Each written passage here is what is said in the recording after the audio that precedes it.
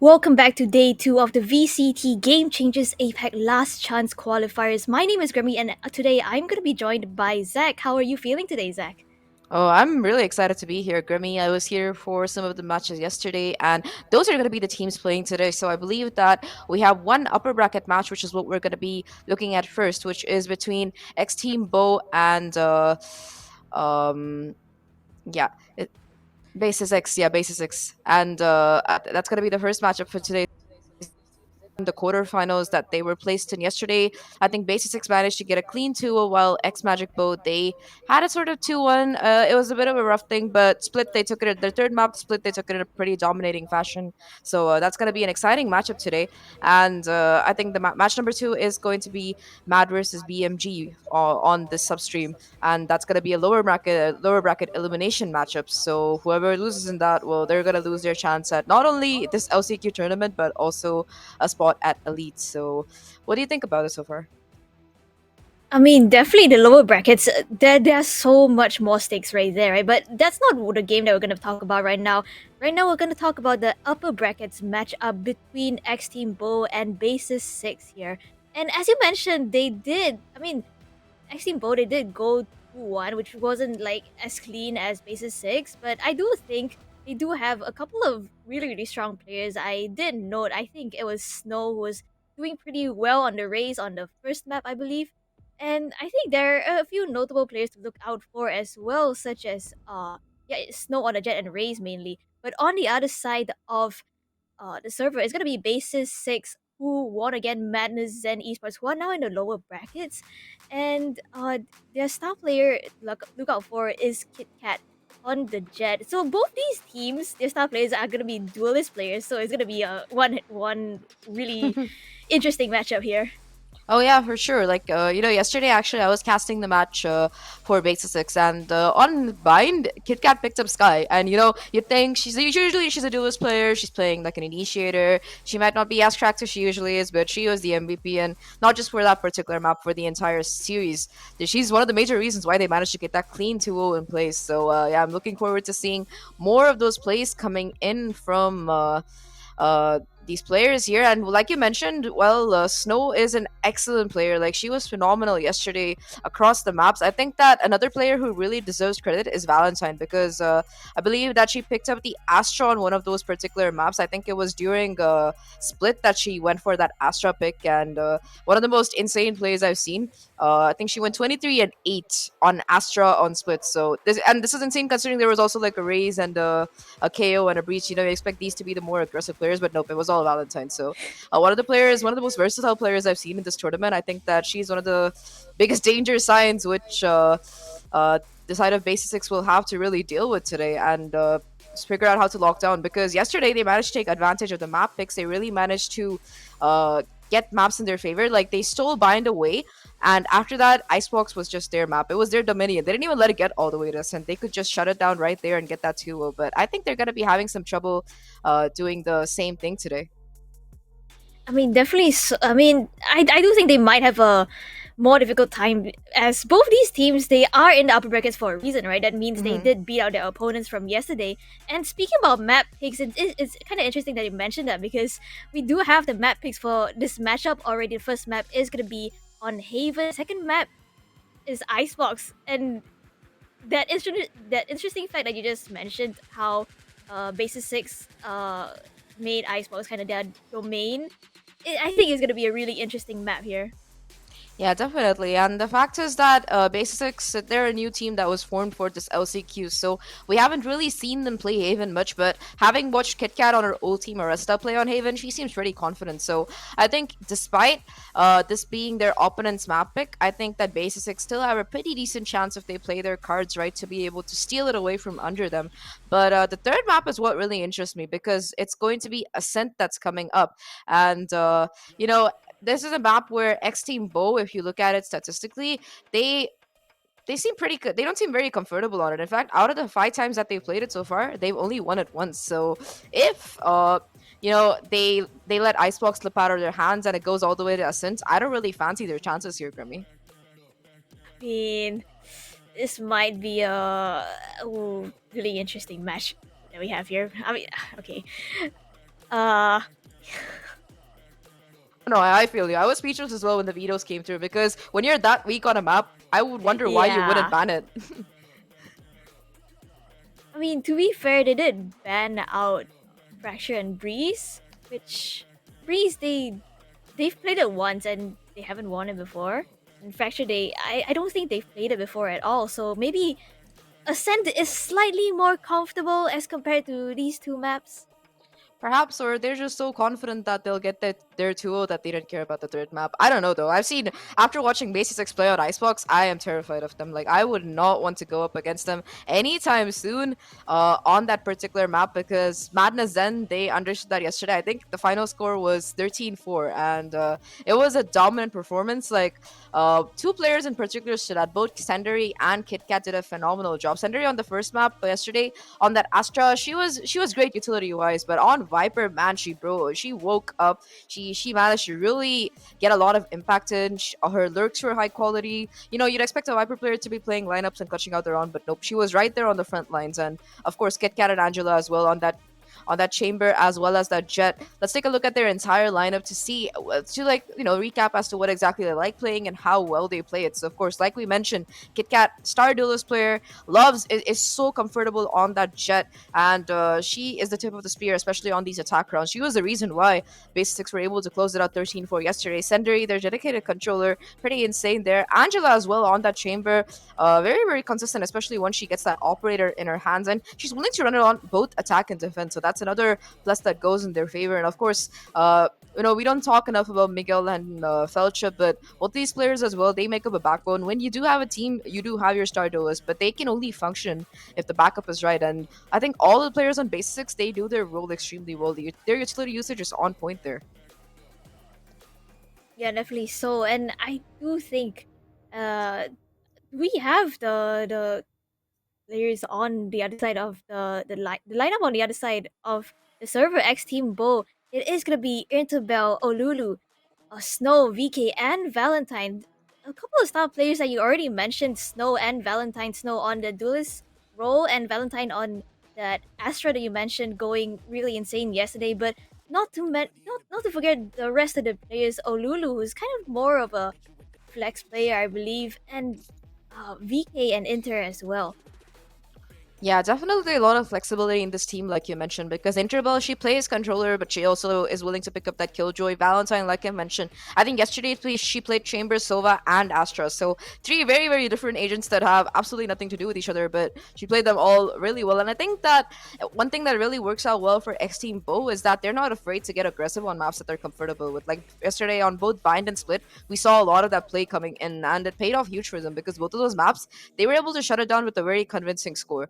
But yeah, back to the map picks. I'm very worried about Ascent because yesterday they won 2-1 against Black Magic, who are now in the lower bracket. So the fact that it was a 2-1 scoreline and the fact that Ascent was the map they lost, and they lost it like 5-13, which is not exactly ideal if you're going to be playing that as a decider. So I'm kind of not fancying their chances on Ascent just because of that.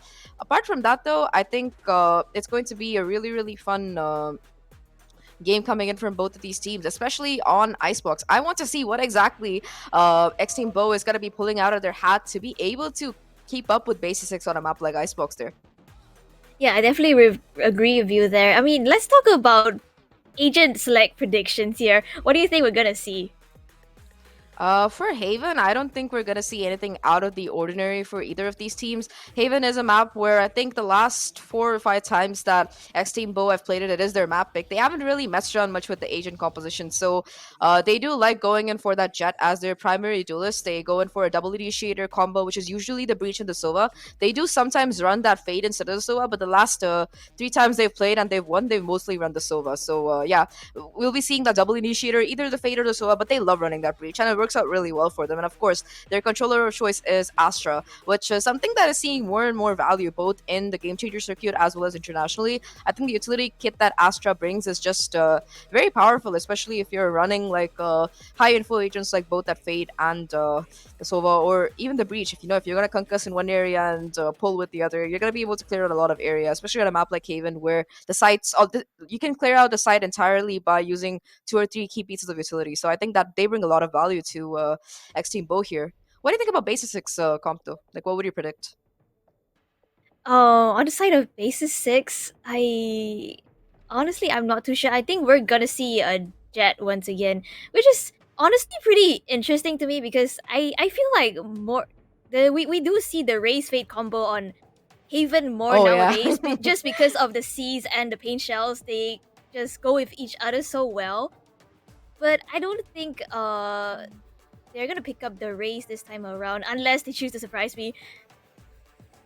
I mean, I would love seeing Rays like you mentioned, because a lot of these pro teams are willing to run this combo where they throw a siege towards main, and they also do it with the breach as well. So Rays, Fate, and breach are like the holy trinity of aggressive play styles on Haven right now, and it would be nice if we could see that. I definitely agree with you there.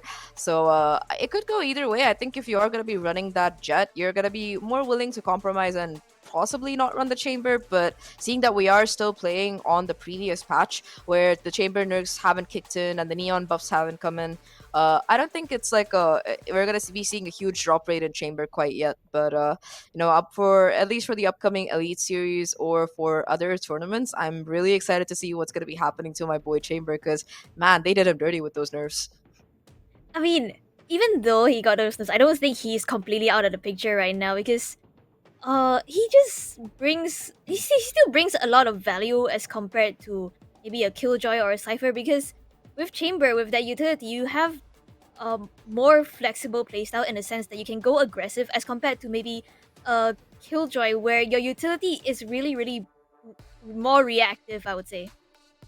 Yeah, I agree. And further on a map like Haven, Killjoy, the lockdown is really good. But if you know your opponent team is going to be running a breach, well, that's not going to be flying, because all it takes is one 150 credit aftershock to take out an entire 8 credit ult, or sorry, 7 credit ult. Lockdown is still 7, my bad. So yeah, that's not a good look, because you try, you get a couple of kills, you get those autos, you farm up an ultimate, you put it down, and in the 8 seconds it takes for that lockdown to kick in, that aftershock comes in and destroys all your hopes and dreams. And the thing is, on Haven, there's not really a spot where you can pop the lockdown that it's not gonna be broken, because the aftershock, it can go through walls, it can go through anything. It's insane. So I don't think the Killjoy finds as much value for that reason, as well as the fact that she's an extremely localized agent. So if you're putting your setup on A or B, you're gonna have to be playing around that area. Quick rotations, or it's gonna take time for your utility to come back. You can't take your nanoswarms back, for example.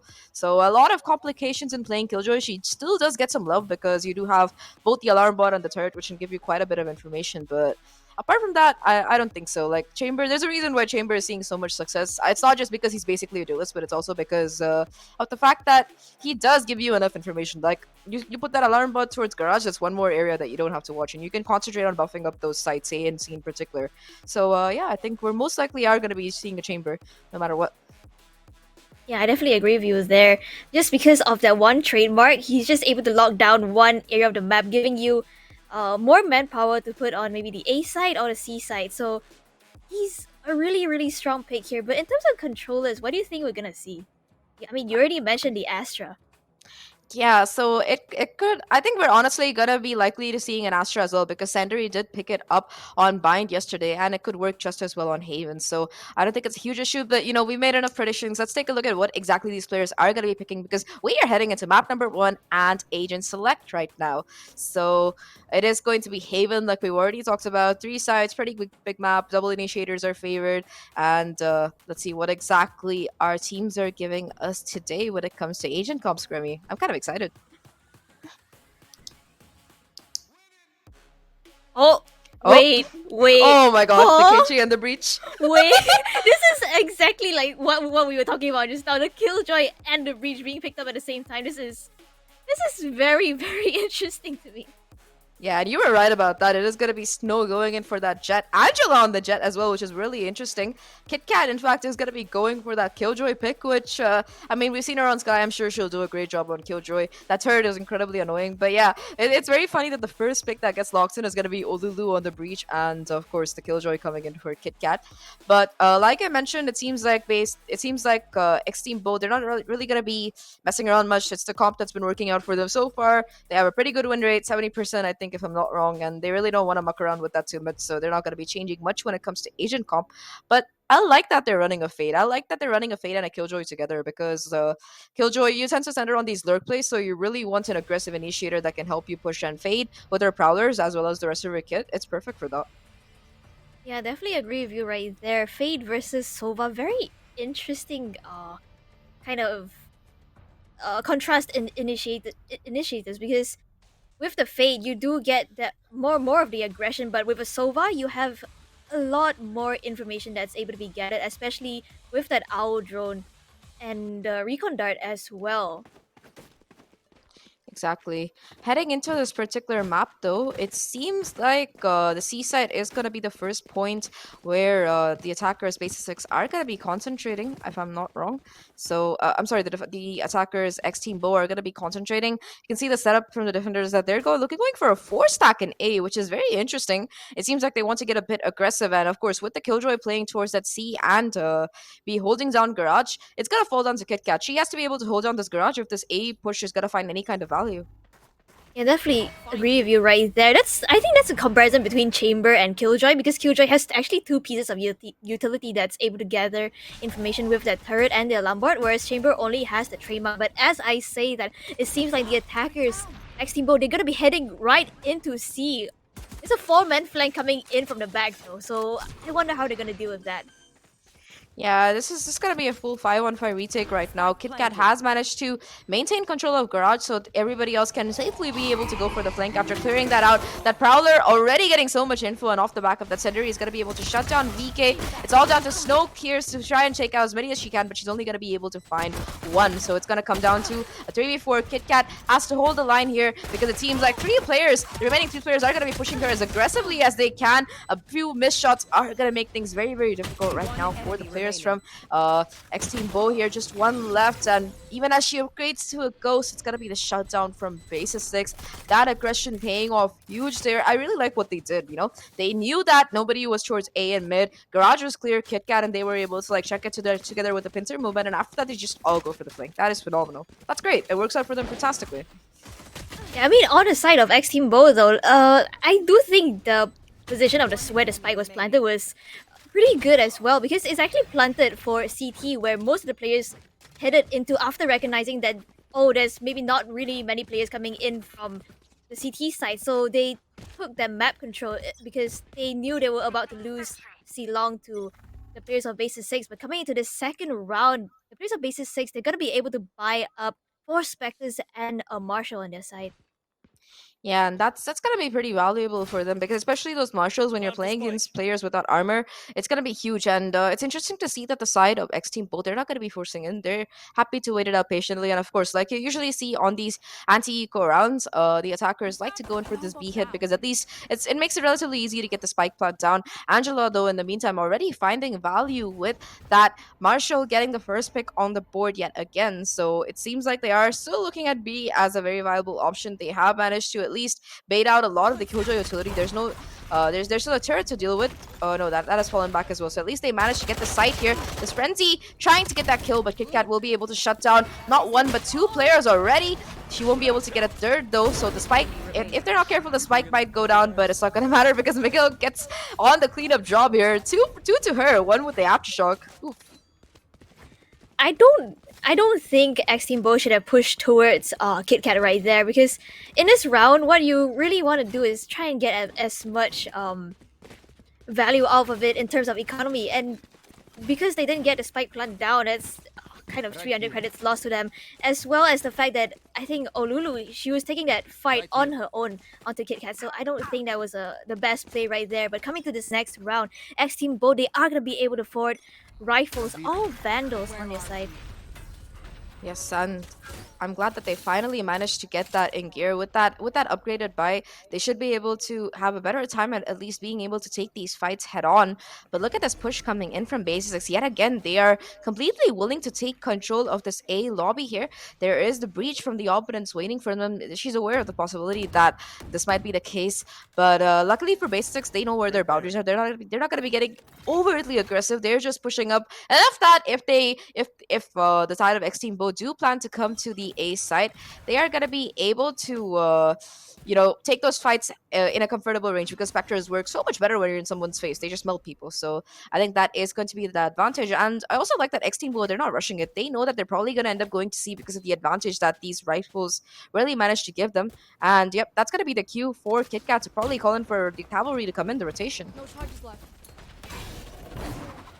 Patience coming in, but Snow's already on the side. KitKat trying to hold down what she can, but Snow is the one who finds the first two picks already. KitKat and Fauci, they both fall to her. 30 And seconds left. with that, X Team Bo to get control of the site. Spike planted. And now we're looking at a 3-5 retake, a very rough position because all the post-plan positions are almost impeccable right now. Already Senderi spotting out one player. They spot each other, in fact, and I like that they're not taking these fights. They're content to let the players from BASISSIX walk into these crossfires, and Senderi gets one, but that's going to be all that she finds as we look at a very, very good attack round finally coming in the first round for X Team Bo, and an almost flawless one to boot. So that's going to be very good for their economy at the very least. Looking at the ultimates available, though, several players are pretty close. There's Interval, for example. If she can get one of those ultra orbs, she's going to be able to have the Hunter's Fury for post plant. And on the opposite side, well, everybody is just 2 or 3 kills away. So if they do manage to get a couple of frags, then we might be looking at some ults that come online as and when the round is progressing. Though BASISSIX, this is their full buy. They have to kind of capitalize on this, otherwise their economy is going to go back into the dumpster. Yeah, I definitely agree with you right there. X Team Bo, this is the first rifle round that's coming out from both these teams. So if Interbell can get that Hunter's Fury online, it could be the round changer right here that it gives them their second round on the board. But it seems like they're gonna go in for a default this time around. Snow just kind of clearing out the corners, and Interbell as well with that owl drone. Yeah, they're taking it slow, and I kind of appreciate that because you really want to be able to methodically check out your corners and cross your T's and dot your I's before you really get into a site. They are going to be spotting a player towards heaven, but apart from that, they're still willing to really push in here. And I believe that BASISSIX is going to be playing on a full retake, which makes sense because they have their entire breach utility kit. They also do have Felcher's utility. They have everything necessary for the information that they need to try and make this retake work. They just have to be methodical about it because they're gonna really need that to try and break these crossfires heading into this particular thing. Both concusses coming out at the same time, one kill being found off each of them. Finally, though, the Cosmic Divide, that's going to be invested right now from Valentine. And off the back of that, Snowcase is able to really do some damage here. Pulls out the knives, but is not able to connect them as Felcher shuts her down. 2v2 right now, but that's why you need to clear your corners here. Because if you don't, VK is going to do exactly that to you. And that's going to be the second round right now for X Team Bo. And I think that's going to leave the economy of BASISSIX in some despair right now. I think that was a really, really well-timed Cosmic Divide coming out from Valentine. As soon as she got that pickup, she just dropped it, and that just made it so much harder for the side of BASISSIX to come and go in for this retake. And we even see Senderi trying to clear out the corner for a little bit, knives a VK, but it just didn't do enough damage to clear it out. And Felcher, she's just gonna run into the crosshair of VK right there. Yeah, the timing was a bit unfortunate. I think that before Senderi could clear it out, I think Felcher pushed ahead. But already the Hunter's Sphere is being invested on this eco round to try and get an early pick here. And it's going to find Miguel also does some damage to KitKat, so that is a good ultimate that they managed to find a lot of value of. They also know that there is at least one or two more players towards the C side, so they know that A is looking probably a much more clearer, and that's exactly why they're going to be heading there. It's all down to just Senderi here.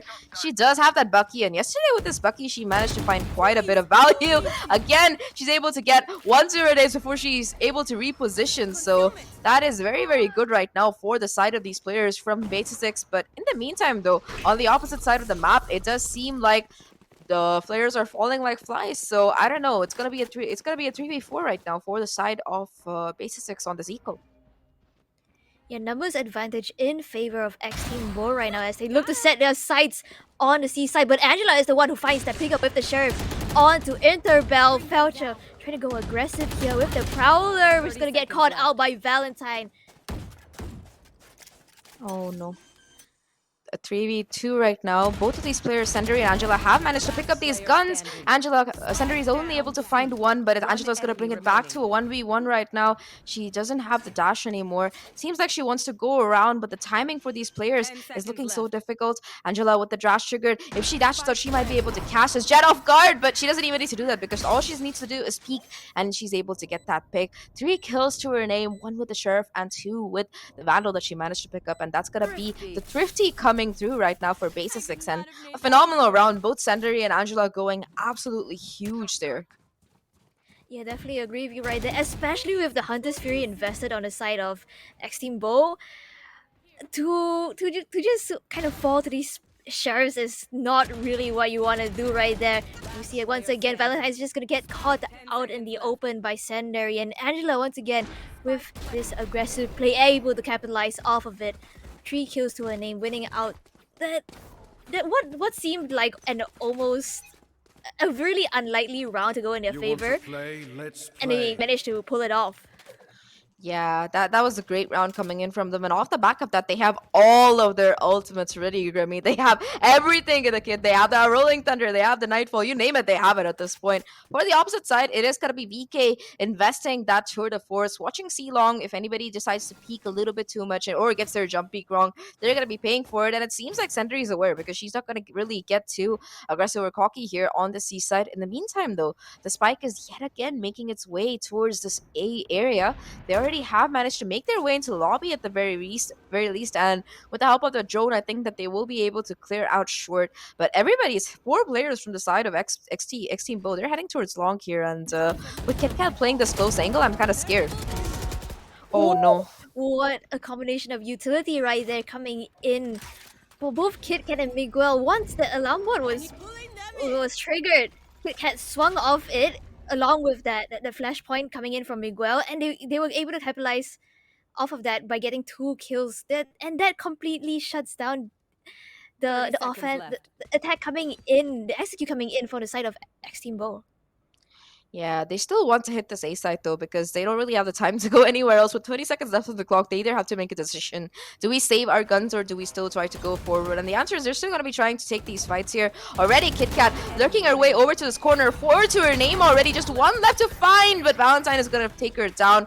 It's still going to be the round for BASISSIX, but no ways for KitKat, and I think she's going to be disappointed about that. But all things considered, they had 5 ultimates, they didn't use a single one, and they won that round in a very dominating fashion. So that's going to be great for their economy. It's going to be great for everything else considered. I wouldn't say the same for X Team Bodo, because I think off the back of that, it's going to be their turn to go in for that eco round here.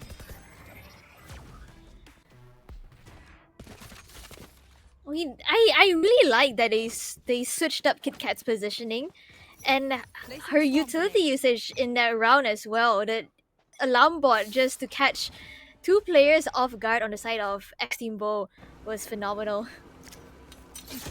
That is the case, and again, VK leading the charge here. She does have that headhunter, a bit of key utility, but it seems like BASISSIX are prepared for this push coming in on the C side area here. They do manage to get 2 already somehow. Both Olulu and Intrabel finding a tremendous amount of value. Senderi, though, in the smoke, she might be the piece to watch out for, but she's only able to find 1 before she goes down. It's a 2v3 right now, numerical advantage towards the X Team Bo here, but that Rolling Thunder, it's gonna shake things up quite literally as they go forward. Angela, though, however, she pulls out the Blade Storm, but it's not going to be enough because it's X Team Bo ready to shut down both of these players, and the Operator was invested in. They used the ult as well, but it's not going to matter because X Team Bo still managed to hold strong, and somehow Angela, despite being hit by that breach ult, she manages to connect that extremely clean headshot onto the Jet there. So that is very, very good. I'm sorry, Snow being hit by that out, she still manages to connect this headshot on Angela. So that is huge coming in right now for X Team Bo. And I feel like every time there's a thrifty round that goes, that like succeeds for the team in the eco, it's great. But right now we have 2 operators online. Angela and VK are both going to be running it. So I'm interested to see who's going to find the better of each other. Definitely so. And they're actually almost looking at each other on towards A lobby, but on the other side of the map, it is Interbell who's going to be spotted out. VK does win that operator battle against Angela, but Sentry, she's going to trade right back their numbers advantage.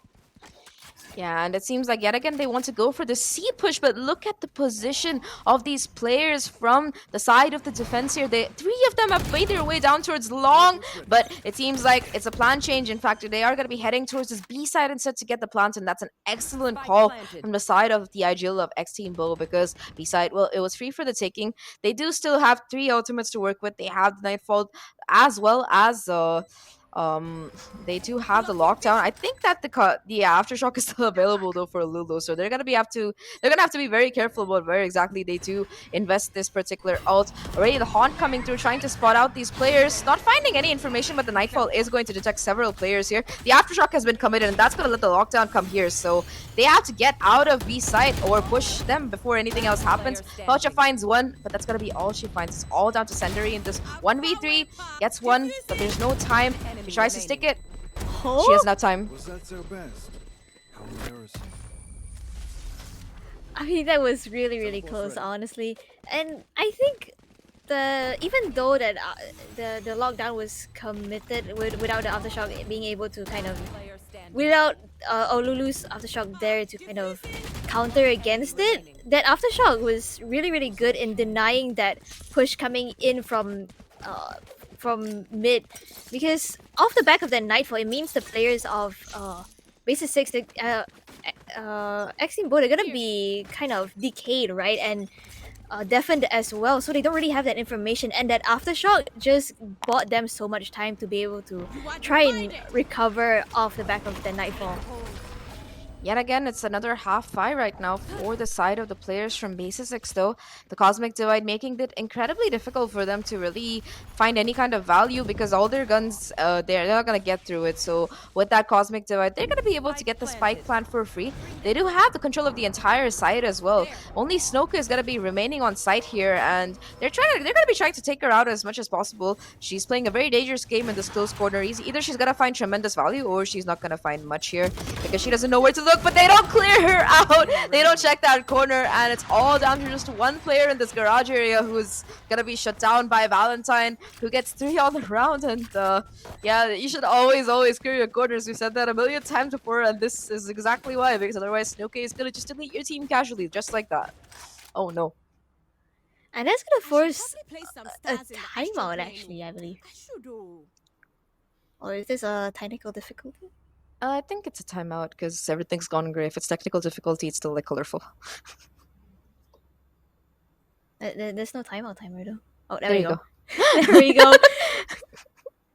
There you go. So it's actually a good call that they call for a timeout, because this is BASISSIX full buy. They've lost like the last 2 rounds. They need to reconsider their strategy. Right now, they were able to deal with X Team Bo when they were playing really slow and defaulting quite a bit. But now that they've turned the W key on, Paper Rick style, I believe, they're not able to really hold on. I'm kind of mesmerized by this flipping knife here. Hypnotic, isn't it? That's why so many people like it, I suppose. Okay, honestly, if this animation was on another knife with like effects, is a cop. I agree. What do you think about the new Reaver? I love it. I didn't buy it though, but I've been thinking about it for days now. Just looking at the spinning animation of the knife is just so mesmerizing. I feel that, like, I'm not a big fan of the Karambit myself, but the Reaver knife in particular has something to it. Anyway, though, it is going to be Angela who is pushing off the back of that flashpoint, already finding Inchable there. That's going to be no solo. That's going to be no drone and no recon available right now.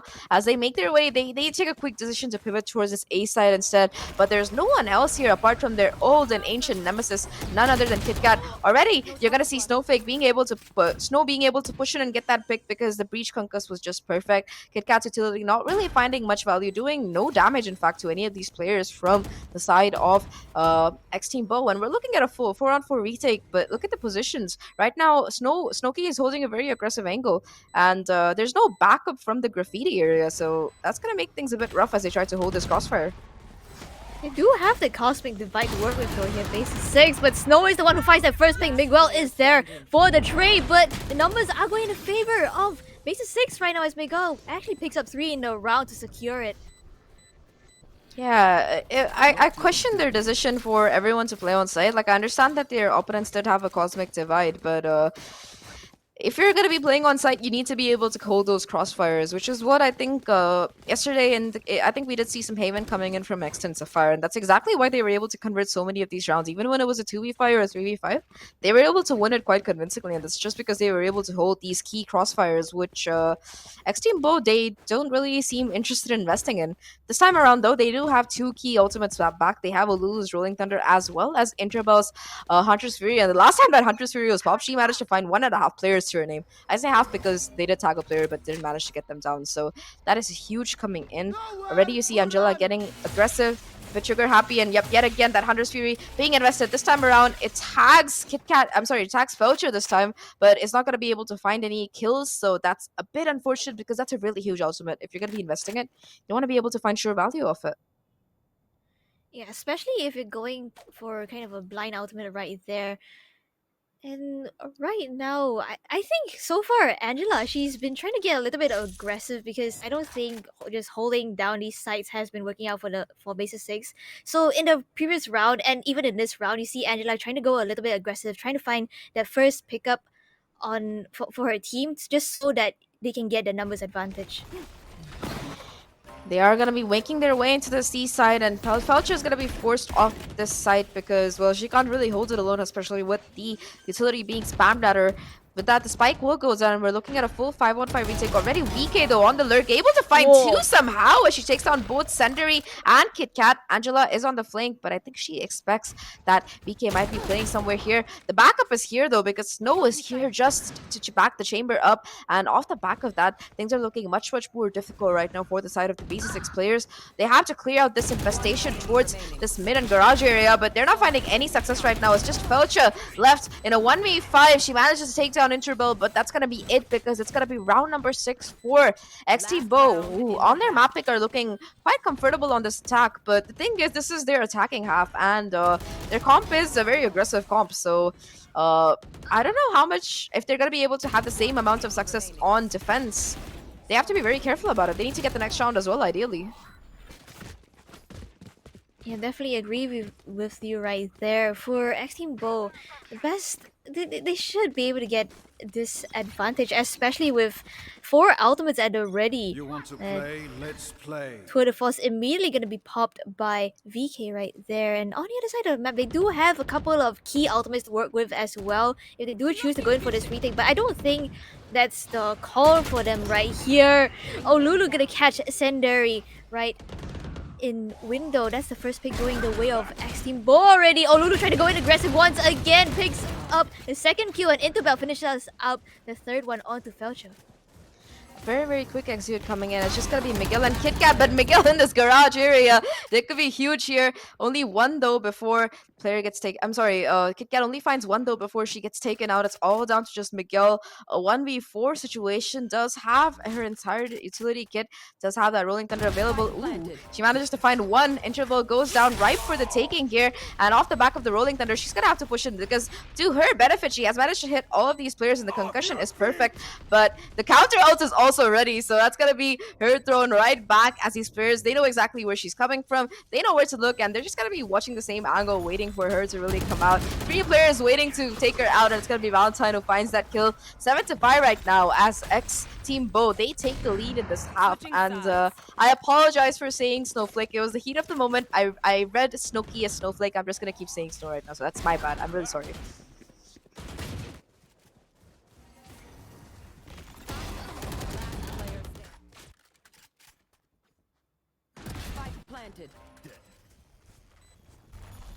Anyways, as you did mention, X Team Bo, they do have a pretty aggressive team comp, so I guess we have to see how they fare on the defense. Will they be trying to go in for these aggressive picks with the Jet and Breach combination alongside that chamber rendezvous as well, because this is the pre-nerf chamber as we talked about, right? So they still have a lot of opportunities to be able to convert off of playing more aggressively on the defense here. Yeah, definitely. Like we saw it. We saw it the last time around coming in from the players of BASISSIX themselves. Like you saw their push on C Long, how they were able to use that flashpoint as well as that stun to get some control. Angela was able to pop in, get that kill, and pop back out. So that's something that really went well for the side of BASISSIX on at least 1 or 2 rounds. But X Team Bo, if they want to pull off the same thing, they're gonna have to be very methodical about it because that play only works like a few times. If you saw how after that round, you saw how many rounds X Team Bo were willing to wait outside a side to see if any pushers were coming through. So the timing of that has to be really perfect. But I think the one thing that does go in their favor is that they have a Chamber and a Jet. So that's 2 players with get out of jail free cards available. So they can get as aggressive as they want. And if they feel like they're getting overwhelmed or if they're flashed or hit by utility, they can just get back to safety. So that kind of overextension, it's gonna be viable for them because of this age because of the agent comp that they're running right now. I mean, I'm glad you mentioned the Jet and Chamber as well because both their ultimates are actually ultimates that work well in favor in terms of economy as well. So especially on this defense, you don't really have the luxury of getting that spike plant down and that 300 credits advantage just by getting that plant down. This is going to be very, very useful for them. I agree, and of course, the extra money always helps. But more than that, I think that X Team Bo, what I saw yesterday from BASISSIX was that they were incredibly good on their ultimate management. Like a lot of the times, you would see one particular player who was always planting the spike or farming those ult orbs, and they were able to get those ultimates online very very quickly. So if they can do something similar that we saw from their performance yesterday, it's gonna be huge for the side of BASISSIX. And anyway, they on this in this half they're going to be switching over to the attacker side. They do have quite a bit of utility that they can afford to play post plant with. They have the nano swarms. They also have the aftershock if they plant in the right spots. So that's going to be going in their favor as well. It seems like this time around they want to pull the same strat book that X Team Bull pulled out, which is heading towards the C site, and they have to deal with both the Sova as well. Never mind, they're going to be heading for the B side instead, and it's a great call because it's completely empty. There's just one trademark here. The Chamber watching, of course, from this particular corner, but not going to be able to find much value as Angela manages to dash into their face, gets 2 already before finally being shut down by Snow here. Snow, though, forced to fall back with that reload, and it seems like the site is open for the taking. The recon that does manage to tag out 3 players, though Snow converts off the back of that sender, he falls, but Felcher is there for the trade.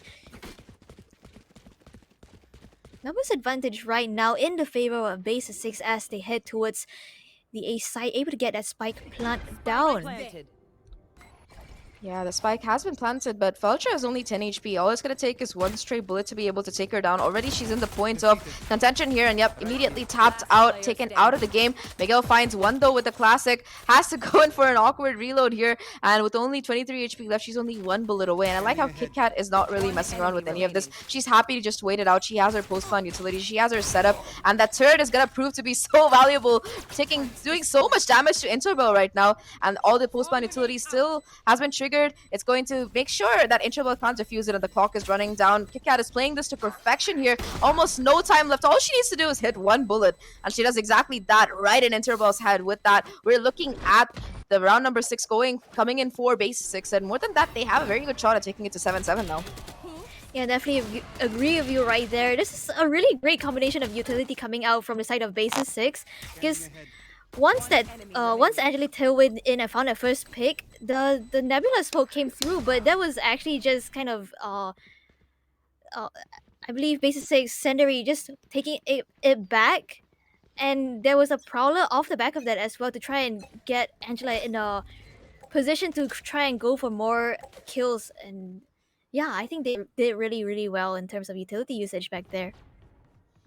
It was great, and I think for this time around, it seems like they're gonna be getting a bit aggressive, the defense, as they try to find perhaps a pick or 2 offline. Already though, KitKat, she's gonna be watching the right angle at the right time, able to take out Interbell. But look at the positions of these 2 players in the window. I don't think the BASISSIX players are aware, and if they're lucky, they might be able to find something, but they're not, because Miguel is gonna walk up and be like, "Hello there," and get both of those kills to her name. It's all down to just Snoka right now. Well, Frenzy to her name. She's playing towards this garage area where nobody else really seems to be coming. They're all just heading for the A side because they know it's empty. And Snoka left in a 1v5. I don't fancy your chances. Do you, Grammy? I believe in Snow supremacy. I mean, I think BASISSIX, they played that really well because you at the start of the round you saw all of them just waiting it out towards the spawn for any aggression on the side of X Team Bo to come through, and that is exactly what they did. And the timing of those two players coming out from X Team Bo to push that window position was just not in their favor, as Miguel, she was able to convert 2 kills off the back of that. This time around, though, I don't think Snoka is really going to be able to find much value. She did invest in, I think, both light armor as well as this frenzy. So her next buy is looking extremely rough right now. And already you see KitKat ready to take her down as she hears her running towards the A side. I don't know if she was trying to save whatever she had. Like I think that she wanted to save the armor and the frenzy, perhaps. But yeah, economically, she's still going to be able to buy in this round, so it's not too bad. She wasn't trying to save it because she has the eco for it. A full buy yet again coming in for the side of X Team Bo. They've lost both the pistols so far on the map of Haven. A small points I want to know. I like keeping track of how many pistols teams win. But for this bonus round, which BASISSIX are playing, I think they're looking at a very quick hit towards either the B side or the A side. And it seems to be read quite well by the side of X Team Bo because they're not afraid to push on this mid area yet again. It's definitely through off the back of that fault line. The push is coming through towards mid already, but the side of BASISSIX, they're just kind of gonna wait it out for this aggression of X Team Bo to come through. We already see VK in this very, very forward position. If anybody jumps down from that window and doesn't clear that, it's going to be very unfortunate because VK also has that rendezvous setup. So she's going to be able to get a pick and just TP back out right there. So they're going to have to be very careful if they are going to be aggressing towards mid. Already you see KitKat playing very, very close. If she goes any more forward, they're going to be caught in VK's grasp. But it seems like they're going to be heading towards the C area instead, which is a very, very interesting call because they don't really have the weapons to fight C long. Perhaps that's what they're banking on. They're banking on the fact that X Team Bo would be expecting them to head towards perhaps mid or garage, but instead they're going to be heading directly down C. And it seems like that's a strategy that's going to pay off because there's nobody really watching them from garage or anything. They're going to have some control of the site for free right there. And Intrabel, well, if they're not careful, Intrabel is going to be able to find a lot of value. The smoke comes in at just the right time though, and we're looking at a full 5-on-5 retake as the spike goes down. I think BASISSIX, they're just trying to play for this retake right now. We see most of the players heading back. Oh, Lulu does find the first pickup onto Angela though. That's the side completely clear, but KitKat, that late lurk is going to be coming through. 4v4 situation right now.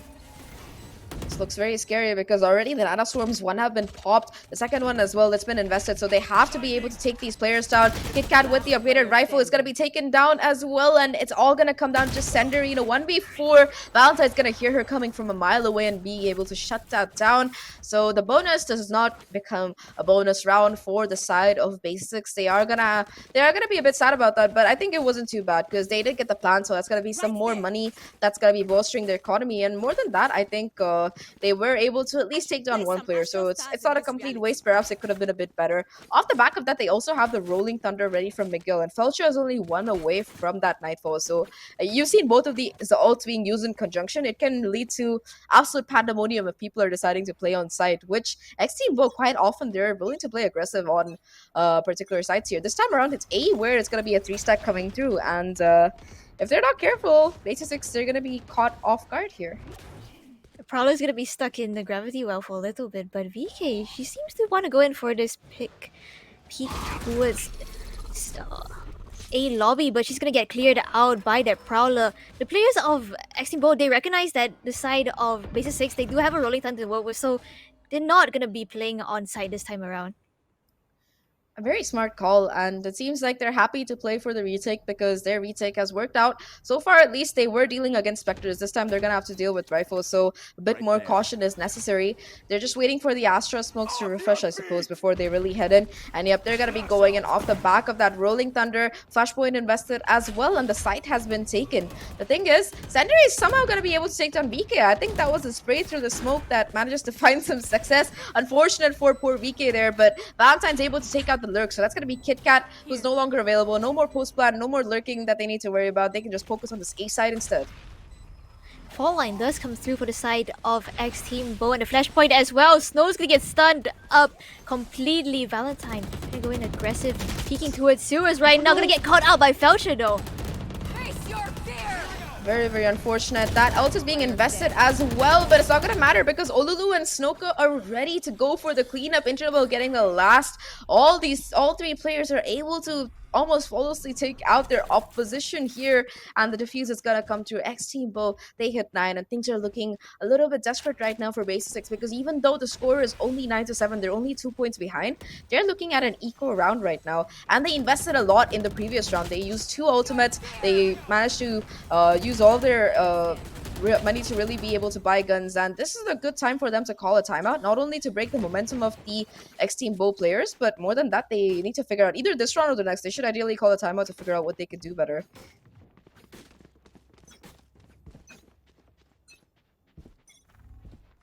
As you mentioned, basis 6, they only have sheriffs to work with this time around, so Angela, she's not gonna be afraid to try and get into an aggressive position to capitalize off of the back of that Prowler, but it seems like, once again, basis 6, they're expecting aggression coming to come in from the side of X Team Bo. I mean, it's a good expectation. They have proven that they're more than willing to take the fight to the attackers, but this time around, they know that they're dealing with the lower buy here, and I think that they have a healthy respect for both Angela Sheriff as well as Sendary's Bucky. This time around, there's no Bucky for Sendary, but yes, they have a healthy amount of respect for these players, and they really don't want to mess around too much. Interbell with that drone is going to be spot out, being able to spot out at least 1 or 2 players towards this mid area here as they made their way towards Garage. But apart from that, map control from the side of these players for BASISSIX, it's almost non-existent right now. You do see Snowflake periodically clearing out C. I think that she spotted a hint. No, she hasn't yet, but she might very soon. Yep, Oh, that's gonna be the there spot we go. coming through. There you go.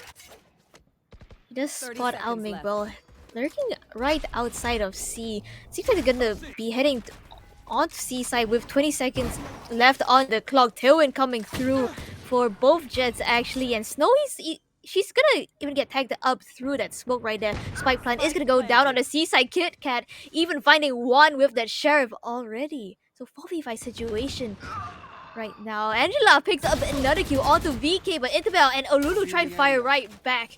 There they are. Ooh, that recon bolt is gonna be incredibly important, but poor interval was so low that it is going to be this kill coming through just from the nano swarm. Both the ults have been invested, though the lockdown has been popped, but I don't think it's gonna matter for much because the diffuse is just going to be stuck froze on fake, and well, Lulu is gonna get that 1v2 clutch out. All of this being invested here, you know, the lockdown being invested, them finding all those clicks, and it's still not gonna matter because Lulu is just gonna be able to brazenly stick out the spike off the back of that cosmic divide. So yep, they did at least manage to bait out the rolling thunder from the side of X Team Bo, but I think this is a round that BASISSIX could have very easily converted if they just been a little bit more proactive. Yeah, definitely agree with you right there, Zach. I mean, they already found so much value off the back of that the sheriffs as well as as well as the shock dart, and it was just really unfortunate for them that I don't think they heard the spiked defuse being tapped as well, because I believe Kit Kat, she still had a nanoswarm on the bomb. Yeah, she did. The Cosmic Divide really came in huge there. I think that's both the Cosmic Divide as well as the Rolling Thunder. They really managed to mess up these players because I think that Kit Kat in particular, she thought that she was being pushed to try and take down the lockdown, so she decided to play a little bit more defensively rather than thinking about the spike that could have been diffused. And well, Sendary, the spike wasn't exactly planted for her, so she was able to take down Valentine, but not she wasn't able to really take down Lulu because the angle wasn't right for her. So that's a bit unfortunate. I think we do have some technical difficulties. One of the players is fixing something on their setup. So far right now though, Grimmy, like looking at BASISSIX attack, they are able to get these sites for free, more or less. Uh they're able to get these sites, and they're going into a full-on 5v5 situation where they have to hold while X and Bo tries to retake it, and they're not finding much success. What do you think they can do better?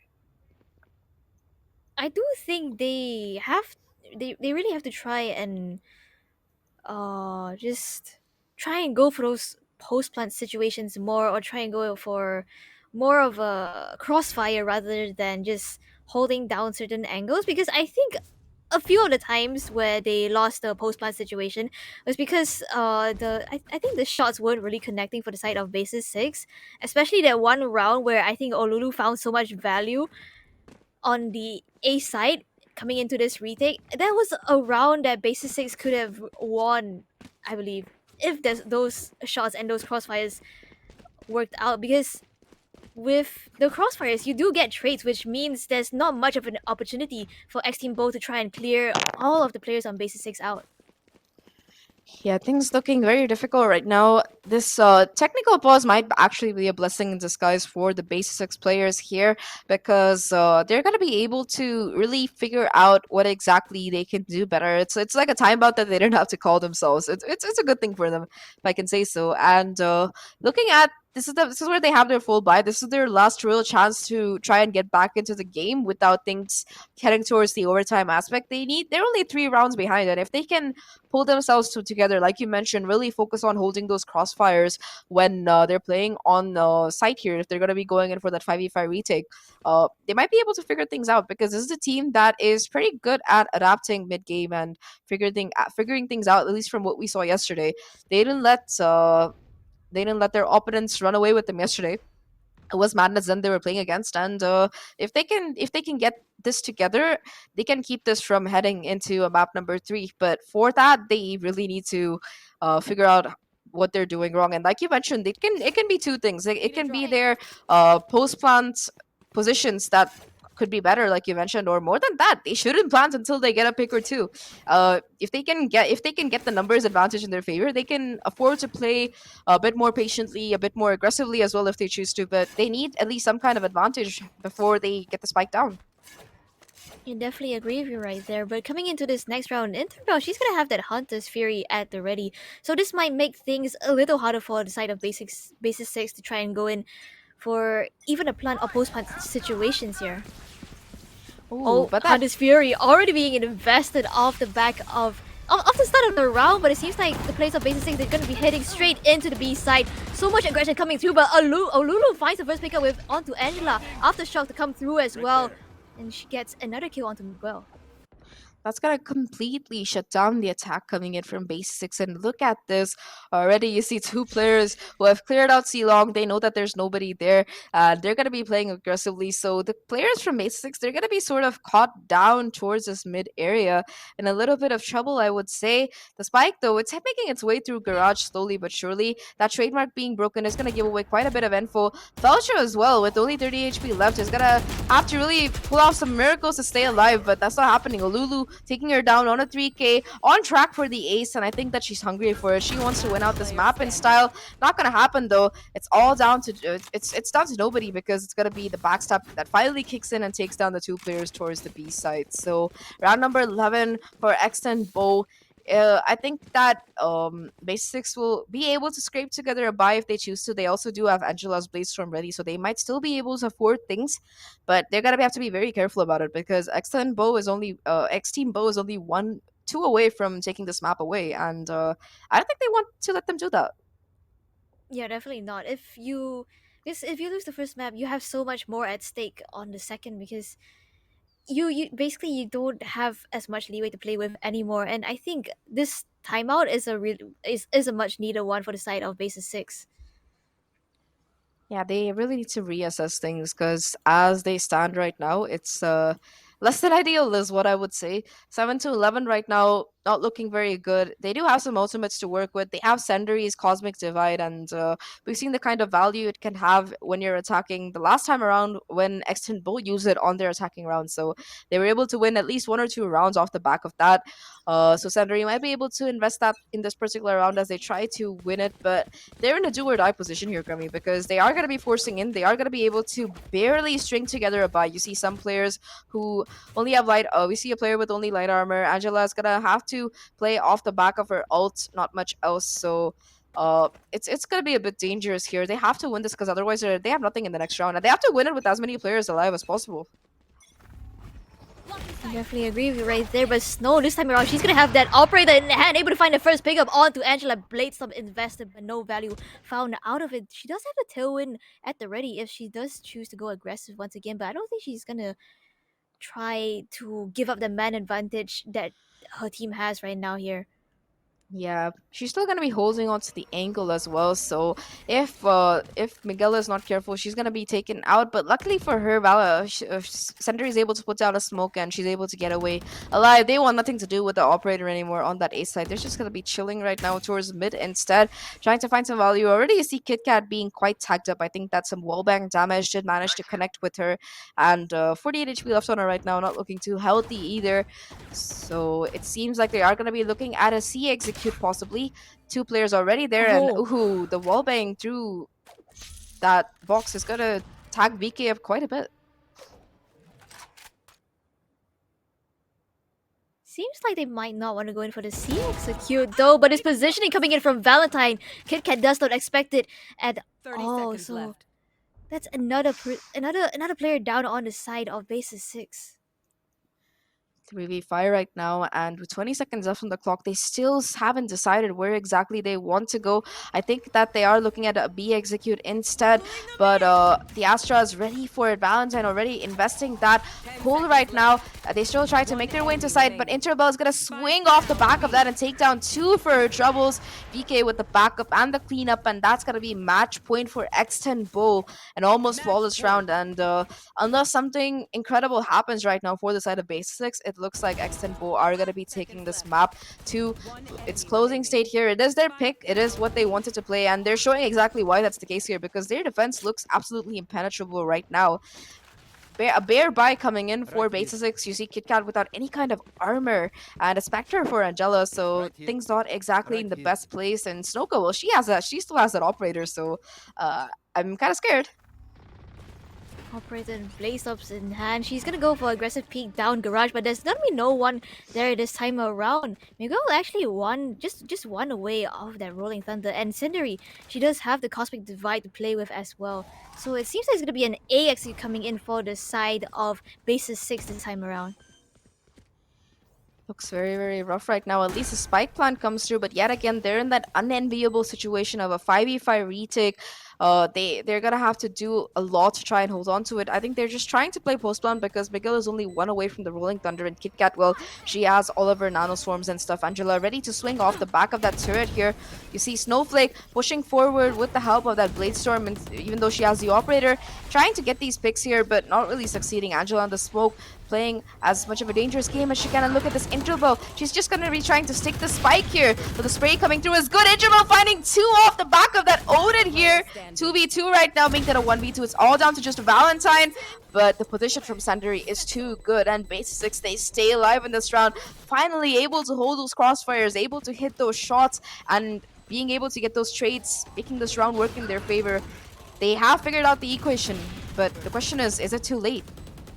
And look at this lurk coming in from Cindery. Once she got the spike plant down, she ran all the way back through mid, through B, and coming in through CT to try and catch these players off guard. And that was what won them the round, I believe. So I think X Team Bo, they're going to be more wary of that this time around. But on the side of BASISSIX, they have three key ultimates to work with.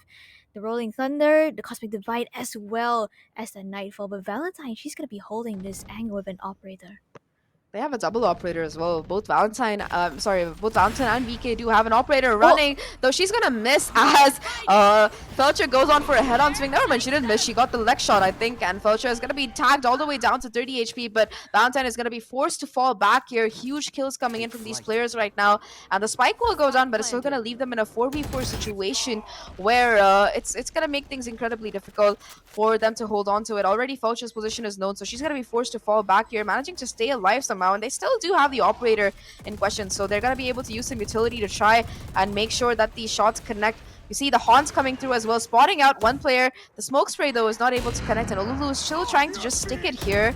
The ult has been invested just in time for the defuse to stop. Already half done, though. Three players left alive, and two of them have an operator, so they can't just afford to dry peek here. Senderi finding one, the ult missing, the tour de force not able to connect really, and the clock is still ticking here. What? So, it's gonna be Valentine who just tries to save. That shot by VK was insane. She got stunned up and she flicked. That was insane. Thanks. I mean, they still have the operator to work with though, so not all is lost for them. They still have a couple of buffer rounds to work with, and that's gonna force the timeout on the side of X Team Bo to come through. It is, and it's a good call because it seems like Basics have found the answers to the equation. Like, we take sites, but we lose post plant. How do we win it? And they've managed to figure it out. Right now, they've managed to win, I think, two rounds in a row. Off the back of that, they're willing to take these 4v4 or 5v5 situations, and they're able to really play post plant and win it out. I think it's because they realize that X Team Bo is willing to let them. They're willing to play for the retake, so they're not investing too much utility in trying to take these sites. Like the last time around, I think we saw like one concussion coming in from the breach and one flash atop. So the rest of the utility, they're happy to save it for the retake. And both Sandry and KitKat on these lurks, they've been finding so much value. Yeah, I definitely agree with you right there. The lurks have been coming in key for the side of BASISSIX to try and win out these rounds that are so close to basically giving X Team Bo their map point actually, because in the previous round itself the spike was actually halved and it looks so dangerous for BASISSIX right there. Thank you. This time around they Yeah. are gonna have that lockdown to work with though. They do, but guess who has their ultimate as well? It's gonna be Intrabel with the Hunter's Fury. So Oh, far, she's been no. popping them. She's been popping them right on the onset of the round. This time, though, she's gonna be opting to hold on, possibly to deny the spike from going down. And Snowk, well, she has the operator online again, so they're gonna have to be very careful if they're pushing into this. But oh no, Snoke is gonna miss. She manages to hold on to her life barely, as she is gonna be forced off the angle with just 35 HP left right now. Catch them. With that, they're going to be able to take control of the A side relatively easily, I would say. Snoka, though, she's still playing it a bit cautiously. She's watching these angles, You trying to should make sure run. that if anybody gets a bit too forward, they're going to be paying for it. The lockdown invested as well. And I don't think Olulu will be able to really break it unless she manages to make her way a lot forward. I think she's just going to be opting to save the utility instead for something else. VK on the flank, though. This is very interesting. I don't think they're aware of this. The Unborn is in place, so gets triggered at the right time. KitKat now aware of this flank that's coming through Senderi as well, but the Hunter's Fury is going to come through on the side of X Team Bo. Finds Senderi, KitKat to fire right back onto VK. She expects the second player coming in from the flank, and Angela converts the kill onto Interbell as well. Felcher going in aggressive, picks up the kill onto Olulu, all up to Snow, but what else can you do against Felcher right there? 10 rounds on the board for BASISSIX right now, just holding on to this map that they have. If they continue playing the same way, we're looking at overtime, and I feel really bad for Senderi there because she was putting down some smoke. She was probably trying to use the Cosmic Divide, but instead she gets Hunter Furied out of existence. Nevertheless, though, that is going to be a very convincing victory coming through for the side of BASISSIX, and more than that, it's gonna push X Team Bo into a half buy. So they're playing with less than ideal guns when it comes to this particular round. They don't really have any ulti either, and off the back of that, it seems like they're happy to get a little bit aggressive towards the C-long area. BASISSIX, though, they're aware of it. They're just doing jump peaks and playing as patiently as they can, while in the meantime, it seems like X10 Bo's... Yeah, this is scary. So they're aware that a push might be coming through, but I don't know if they know Interbo is all the way in their face with a Bucky. With a Bucky in hand, we've seen Senderi make so much use of the Bucky on BASISSIX's their defensive half already, so Interbell, she's trying to recreate that kind of magic on her own defensive half. Snow gonna get picked off by Senderi, though that's the first pick going the way of BASISSIX. A very, very clean shot, and that's going to bring the numbers advantage already right now towards these BASISSIX players, as they seem to be willing to make their way towards mid instead. Or is it A? Yeah, it seems like they want to go towards A, but they're going to have to be really careful here because Intrabel, she hasn't moved a muscle. If they go in one by one, it's going to be rough. She finds one, but that's going to be all she gets because Angela, she eats up the bullet, her life goes, but they're able to get the trade. So the numbers advantage still lies in favor of these players from BASISSIX right now. More than that, this A 30 site is seconds completely empty. So they will be able to get the spike down without too much trouble here. 3 players from the side of X and Bo, 2 on the lurk, Spike 1 planted. holding down towards the CT, trying to make sure that they don't get pushed in. And KitKat is still alive, so the flank info is alive and well. But the point is, she's on the lurk. She had to pull her turret back, so they don't know if anybody's going to be flanking. Olulu already finding Miguel there, bringing things back down to a 3v3. But look at Senderi. She's going to hear all of this noise down towards long here. First pick coming through, second as well. Felcher with the 3K spray from the Vandal will bring BASISSIX to 11, and they just need one more for overtime, Grammy.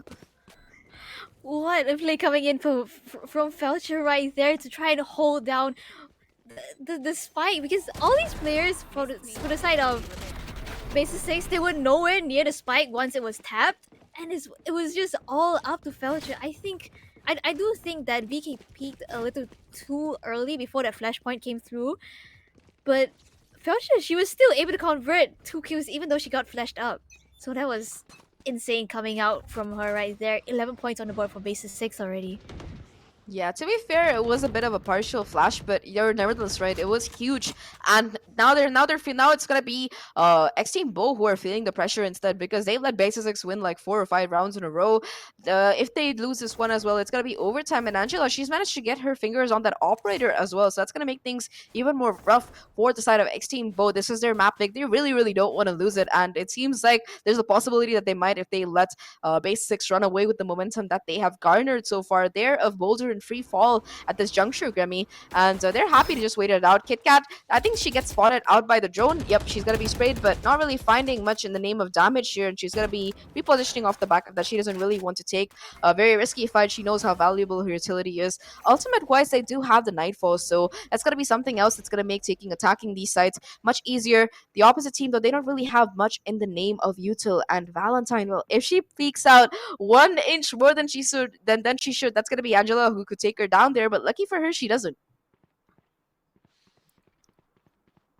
I mean, this time around, X Team Bo, they're trying to go in for a more default kind of play here. And 30 seconds left on the clock. No aggression coming in from the side of X Team Bo. So BASISSIX, they have to make a move right now. I think they heard you, because they are heading towards the site here. VK, she's going to be caught up by this Prowler. Her position is known, but Olulu still holding strong here. Sandari finally finding one, but Intrabel still trying to hold on here. But unfortunately, the spike, there's no time for the spike to go down. And Valentine, well, all she has to do is stay alive to win this round for the side of XT Bo. And they're going to be able to take their map pick, but it came all the way down to the wire. It was a 1v2, and Valentine managed to win just on time. So what a win for them. They should be feeling very happy, but it got much sloppier than it should have there. That was a very close final round to try and close out the map right there from X Team, but they do get the win though, so that is one map down in their favor already. We're heading towards Icebox as the next map, and you did mention previously that Icebox is basically the playground of BASISSIX, so I'm really excited to see how what X Team Bo have in their what they have up their sleeve to try and deal with this strength coming in from BASISSIX. I generally don't know, because I was going through their previous comps on Icebox, and I think they've only played the map once in a group stage, and they were running a pretty meta comp. The only change that they really made was they were happy to run a Raze instead of a Jet. So I don't know if we're going to be seeing the same thing really. But before we talk about Icebox, let's take a look at this map's highlights and scoreboards here. The scoreboard here to see which player is going to be the MVP. I think it is going to be Senderi, in fact, for the side of BASISSIX. She put up quite a show here, but Intrabel is going to be the star for X Team Bo. Especially, we talk about her Hunter's Fury. I think she had it 5 or 6 times in the entire game, which is huge considering that she's a Sova player. And it's not like you get to farm your ultimate quite often. But yes, 236 ACS to her name, and a lot of valuable info as well as multifrags coming in from her. I definitely agree with you right there, but you can't forget those lurks coming in from BASISSIX. Senderi and KitKat putting up numbers as well. 250 ACS, that's really high, especially as an Astra player, as a controller player, in fact. Yeah, she's feeling herself today, and you think that Senderi's Astra is nicer, Viper on Icebox is even better, which is what we're gonna be seeing next. But yeah, Intrabel, I think she's the reason why this map is not going to overtime, because she was able to kill the spike planter and prevent there being enough time for them to really get the spike down and win the round. So yeah, that is going to be huge for her. X Team Bo, they do take their map pick. They do manage to win it 13-11. Sure, it got way closer than it should have. BASISSIX almost made the comeback, but a win is a win. And looking at the statistics here, they have won on everything except objective wins, which is kind of ironic because the last round, the most crucial round, which they did manage to clinch, it was an objective win. But nevertheless, it is going to be them winning out on all the statistics here. Damage, especially, almost more than 2k damage than their opponents. So that's kind of nice, especially considering that the score was like a 13-11.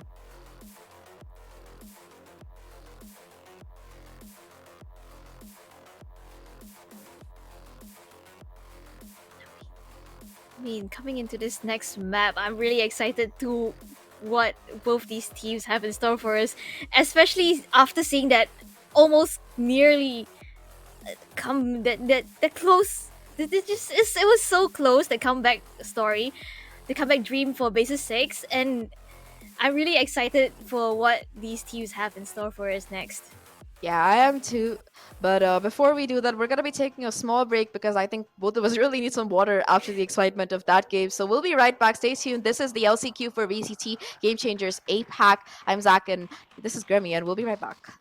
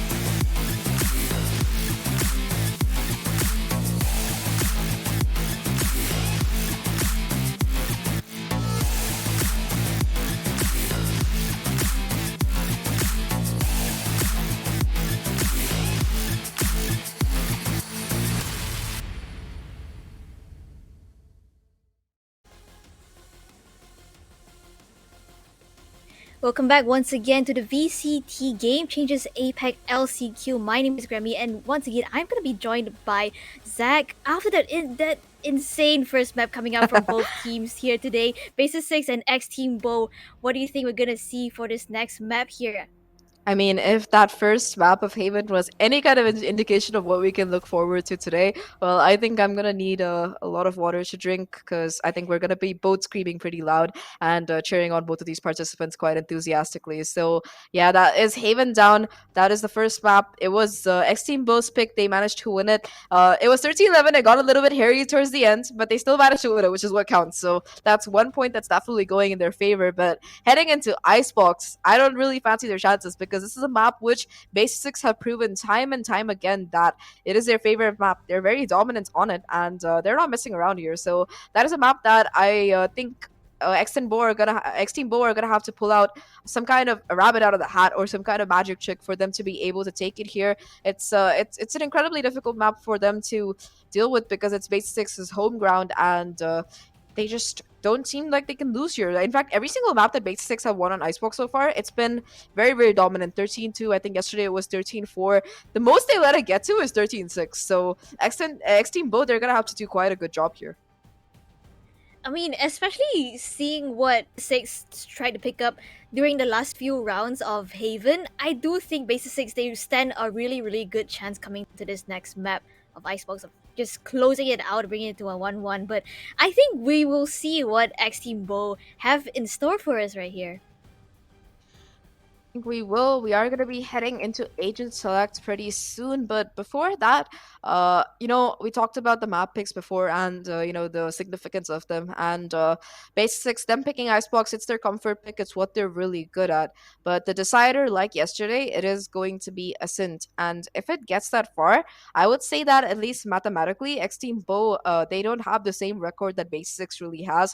In fact, on Ascent, they found very little success so far. They've lost to teams like Todak, SMG. I think they lost to an OCE team as well, Kraken, during the group stages of this particular tournament. And even yesterday, they managed to lose to Black Magic, and they lost by a very large margin. In fact, that's the game that sent them to the lower bracket in the first place. So, that's the map that almost sent them to the lower bracket. They did manage to move on today to the upper bracket here, but I think this could be the map that really trips them up if they don't manage to win Icebox. So both Icebox and Ascent are not exactly maps where they're very comfortable on, while BASISSIX, they're very, very happy with them. So the fact that a map which is Haven, the pick of Extend Bow, went that close, I don't think that's a good sign for them heading into this particular one. I mean, it really comes down to how I believe X Team Bo try and adapt to the playstyle of BASISSIX, right? Because I think they were able to kind of do that in the previous game of Haven itself. Towards the end, BASISSIX did pick it up back a little bit, but on that last round itself, we did see a change in the way that X Team Bo were playing the defense. Previously, they were playing more aggressive with Snow and VK trying to go in aggressive because they were playing Jet and Chamber respectively, trying to go in aggressive on this defense to try to get that first pick. But on that last round itself, all the players of X Team Bo, they were just sitting on site very, very patiently, holding a default. And as the timer ran down, that is precisely what won them the round, I believe. Yeah, the timer, it was a 2v1. Only Valentine was left alive, but they couldn't find her in time. They didn't have time to plant the spike, and they couldn't find Valentine either. So it was X Team Bo winning in a very. I need to stop saying X10. I'm really, really sorry, but after casting yesterday's match about them, it's just stuck in my head. So yeah, X Team Bo, they did a really great job in managing to run down that clock, and of course, their SOA player, Interbell, she was the key there because she managed to walk herself into this key corner. She held on for a very long time playing through the smoke, and as soon as that jet smoke went down, she saw the planter, she took her out. End of the story. That's it. That's the round going in favor of X10 Bo and X Team Bo, and that's exactly what they needed to do here. All right, every time I say X Team, X10, I'm gonna just bonk myself. But yes. I mean, I don't think you have to bonk yourself. You can just like take a sip of water or something. I think I need it. Yes. Anyways, I do think we're gonna see some pretty interesting agent compositions coming out on Icebox. What do you think we're gonna see? I mean, Viper is a pretty staple pick on Icebox itself, right? But do you think there are any chances that we'll see a different controller?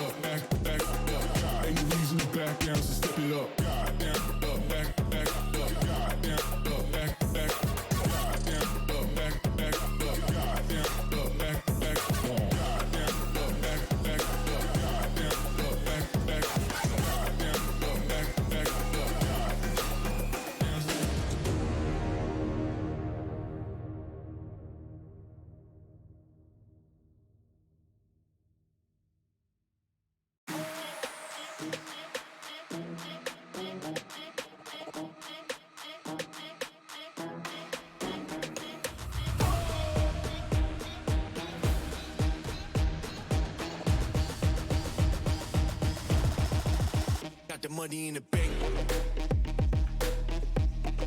Hit you with the bank. Hit you with the hit you with the 808. Hit you with the hit you with the 808. Bang to the break, bang to the break, bang to the break, bang, bang, bang, bang, bang.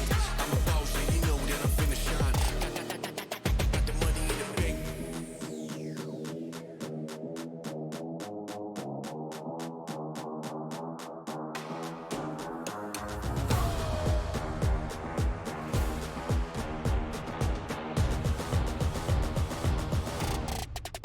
Got the money in the bank.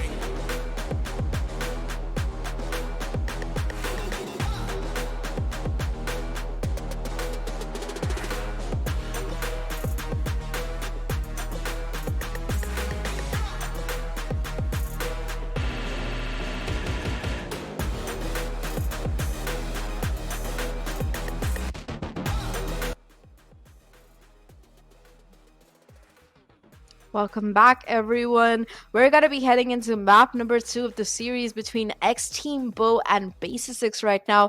We're gonna be heading into map number 2, Icebox, and we've discussed the possible agent compositions and what exactly we can expect from these teams. But now we're gonna be seeing whether our predictions were exactly right, because we're heading into the frozen tundra right now, Grammy. And do you have chills down your spine? Because I do. I've never noticed that samurai suit thing in Icebox. I'll be honest. That's the once I saw it on the screen, I was like, wait, does that exist on the map? It's Yoro's ancestor thing, because remember this map came out at the same time that he did. So right. Yeah. I mean, actually, I think our predictions was pretty spot on. We do see X Team Bo picking up the race instead of the jet. It seems like it's gonna be an almost mirror composition, just except for the duelist, just Kit Kat on the jet versus Snow on the race this time around. yeah, you took the words right out of my mouth. That is exactly going to be the case here. And while I'm sad that we're not going to be seeing anything new like you hoped for, like we both hoped for, this is still going to be a cracker of a match if things go right. And I'm really excited to see how this is going to go this particular time, because both of these teams, especially for the side of BASISSIX, they're one map down, so they've got to be feeling a little bit of pressure at the very least heading into this particular map here. They really have to try and close this out to bring it to a sense where they should be feeling a little bit more confident, looking at the stats at least. But in Icebox, they still have to close it out. They can't count on an ascent yet before they win this particular one. Definitely so. I mean, the buys coming through for X Team Bo, they are going to be picking up 2 ghosts and 2 half shields, whereas on the side of BASISSIX, on their attacking half, they're actually opting for the almost half shields instead. And Angela, she was on the jet previously. This time around, she's going to be on the chamber. This is the pre-nerf chamber, by the way. That's why there are going to be 6 bullets in her headhunter right now. Yeah, she can definitely afford it, that's for sure. Right now, Chamber is just so difficult to play. But anyways, heading into this map, it seems like it's going to be a little bit of a default coming through from the side of the attackers here. They're going to be content to patiently wait. BASISSIX, they know how to play this map. And Kit Kat, well, once she gets started, it's incredibly difficult to stop her. Both her and Angela can be very, very pivotal on Icebox. They're playing agents that have an incredible amount of power when it comes to taking control and getting those attacks. Already, you can see her floating in place. Intrabel is going to be able to spot her out, and Intrabel is a player who's managed to switch her agent as well. She's gone from that Sova to the Viper, which is very interesting. She's going to have to make that mindset switch, but it seems like after being able to clear her out from yellow, they have taken control of B, but it's all a fake. It's all a juke, because Spike and 3 players from the side of BASISSIX, they're just going to be having the A side for free. They're just strolling up like it's some kind of Saturday night evening walk where they're chilling. Right here. Is casually strolling their way onto the A side, able to get that spike plant down as well. Valentine already hears the spike plant going down on A, and as the rotations come through for the side of BASISSIX, so does that on the side of X Team Bo right now. Full on 5v5 retake is going to be a very, very difficult one, especially since on the A side, there's so many things that you need to clear. The boom ball going to spot out Angela, but Valentine's the one who finds the first pick with that headhunter shot. Felcher to respond right back, and Angela as well. Snow uses the paint shells to try and cause some chip damage, even finds one for troubles right. They're gonna run right into Miguel through the poison orb as well. Player standing.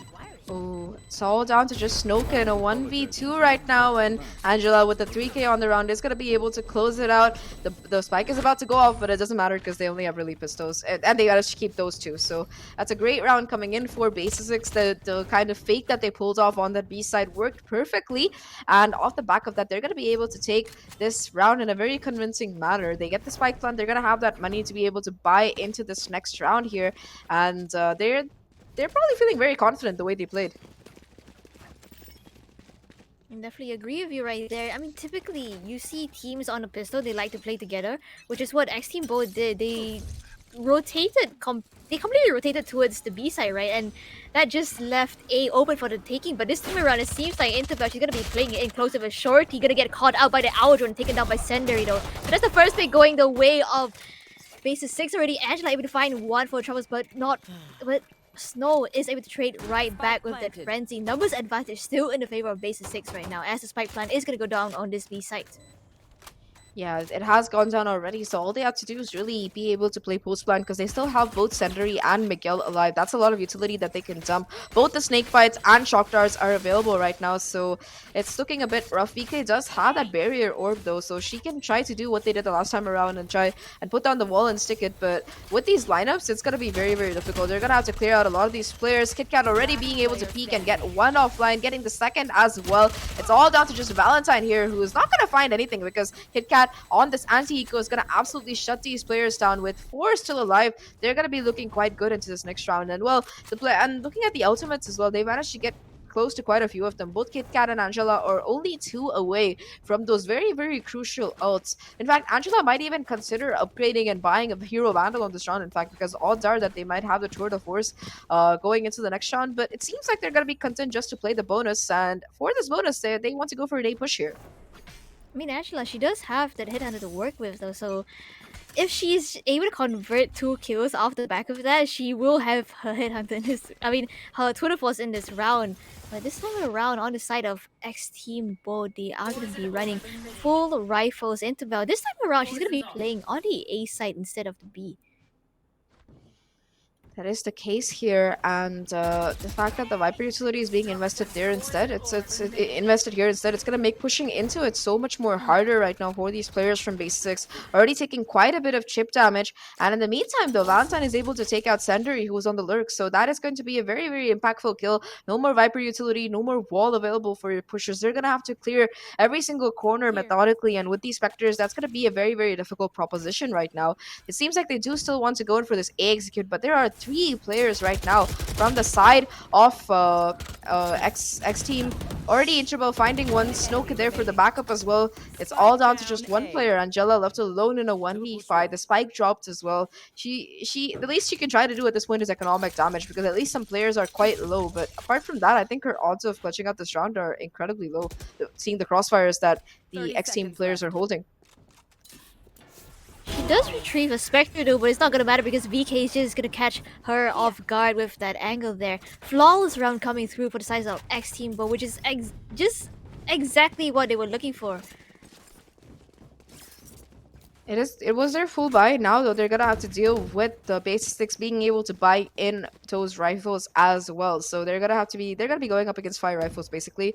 Both teams do have a lot of utility. Ultimate wise, the Tour de Force is available for Angela, but it seems like she's gonna be saving it until she really needs it, or for the next round possibly. Snoka as well, if she can get 1 kill, she will have that showstopper ready to go, and though that kind of thing can make or break a round. Yet again, the A side is the point of interest for these players from BASISSIX. KitKat already W-keying her way forward, and with the help of the drone, they're trying to clear out more area, I believe. However, the Viper wall does go up, so that's going to make this push even more difficult. But it seems like X Team Bo, they're content to play for the retake here, looking at their positions that they're holding. Seems to be 2 players going in for this flank 3, in fact. With Valentine already peeking out, I don't think Senderi will be ready for this at all. She does find the hit of Valentine, though. That's 1 player down on the side of X Team. But the spike plan is going to go down on this A side as well. Things looking very difficult right now. The spike is down. They have all the post plant in the world, but Intrabel is able to take down Senderi. She expects these players to be going for that post plant here, and it has to be Miguel who closes it out. Does get that pick, but it's going to be just her left right now in this 1v2, and well, she's not going to be able to find anything because Noka is going to immediately shut that kind of thing down. Second round on board for X Team Bo here, and the flank from Interbell, that was huge because she managed to catch Senderi off guard, so there's no more post plant from the Viper, and she managed to keep Miguel busy for quite a while, so that keeps an additional player from helping out on site here. So Senderi in particular, it's very unfortunate because she got one. I don't think she expected everybody to be coming over here, and she just peaked at the wrong time. She didn't expect Intrabo to be that close to her. That's actually gonna force the timeout for BASISSIX. So, Zach, what do you think BASISSIX have to do to try and recuperate this rounds here? I think that they will have to try, and I think they yet again next team, but they're pulling out the same strategy that they were doing on Haven, which was playing for the retake. And I think the first few times they managed to get that post plant in gear, but they're gonna have to play a little bit more aggressively on site, because the only agent that really has utility that is pivotal to clearing out things is going to be Snoka. So if they are able to fight the players on site and buy some more time for the post plant lineup Larrys, as you call them, to come into play, that might be what they need to take these rounds going forward. As we head back into the game, Valentine this time around, she's gonna have an operator in her hands. Most of these players, they're gonna almost have their ultimates as well. Intabel just one away from that Viper's pit, but on the other side of the server, Angela, KitKat, and Felcher all have theirs at the ready. So two very important ultimates coming through for BASISSIX here, the Tour de Force and Let's play. as well as the Blade Storm already gonna be used, but Valentine is the one who finds the first pick, shutting down any chances of a Blade Storm running through like a hurricane onto the site.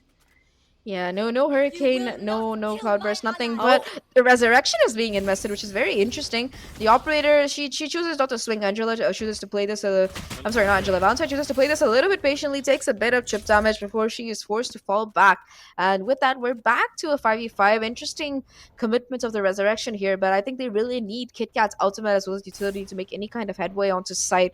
Sanderi, though, she's already walked forwards here with that wallop. She sees the barrel of the chamber's gun. She's gonna have to try and take her down somehow, but with that wall going down, she might be caught out of position here, and that's gonna make things very, very rough right now. She has marked out the player, but the angle has shifted, and it seems like Valentine is ready for any kind of push coming in. With that, the spike is going down. It's back to a 5v5, and the retake is on, but the guns that BASISSIX have, they're not exactly ideal for any kind of fight here. Snow does have the showstopper in the hand though, so that's gonna be very, very useful in clearing out these close angles here. Valentine is the one who finds the first pick. VK and Olulu follow right back up Snow as well, and Deep is gonna be coming through. Angela finds one with the Tour de Force. Can she find anything more? Second player down already, but as the players are pushing towards her, the defuser could come through as well. She does find 3 for his troubles, so not that bad of an eco, I would say. But considering the fact that they did invest 3 ultimates, I'm not too sure about that. Yeah, she does do some economic damage as well, like you mentioned, taking down 3 of these players, but the economy for X-Team Bo is very healthy. They are going to be able to buy fully back in, including that operator there, so it's not a great achievement. It is something, it's better than nothing, but apart from that, Angela doesn't even manage to pick up a gun, so she's going to have to buy in fully nevertheless. This time around, though, it is the full buy yet again for the side of these BASISSIX players, and they're going to have to try and convert this somehow. At least the B side doesn't really have an operator anymore. Angela trying to wait it out, see if anyone's going to be flanking this time, but the X-Team players, they're not really taking the bait here. BASISSIX already pushing on to the A side. Spike plant going to go down once again. It's looking like a 5v5 retake. This time, without that much utility, Olulu was fine. Senderi towards Rafters though. Valentine good for the second one onto Angela as well. And the recon dart is going to spot out a couple of these players from the side of BASISSIX. KitKat falls to Olulu as she spots out a hit. Olulu good for 3 in the round as Interbell finds Felcher to clean up the round. Flawless coming through for the side of X-Team Bo. Suddenly things are looking quite desperate, quite bad for BASISSIX because they have lost, if I'm not wrong, 4 rounds in a row. That is something that's less than ideal. And this in this particular round, right? Olulu, she gets 3. People are just not watching the right angle. She's able to take down KitKat for free. Nobody ready for those trades. And by the time Miguel decides to peek, it's still going to be an isolated fight for that particular player. So it's still down to a 1v1. These post plant positions from BASISSIX are not exactly standard for their play on Icebox. It seems like they still haven't recovered perhaps from their loss on Haven. Heading into this round though, you do have those rifles coming in. The hero rifle possibly coming in. Nope, it's not gonna be coming in. Never mind. You do have the hero rifle coming in for Angela, but apart from that, there's not much really left, and they're walking right into Valentine's crosshair here. So I'm kind of afraid for them right now. And if they can spot her out, she might not be able to do as much damage here. And they do with that owl drone coming out. She's forced to rendezvous back to safety, but she does still have that opera in hand. Watching for the cross right now, does spot out KitKat trying to cross, but that's shot's not gonna connect from her.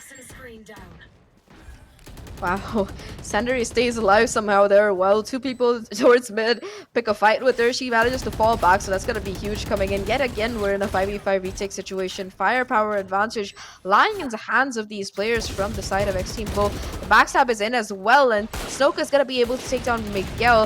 That's a huge pick with the Sova going down. That's going to make things very, very rough. Sandari still holding strong though, staying alive, doing her best to keep Snoka distracted here as the rest of the team does their best to go forward. It's just down to Angela right now, and she can't really find anything as with 3 players left alive, and more importantly, no ultimates being invested.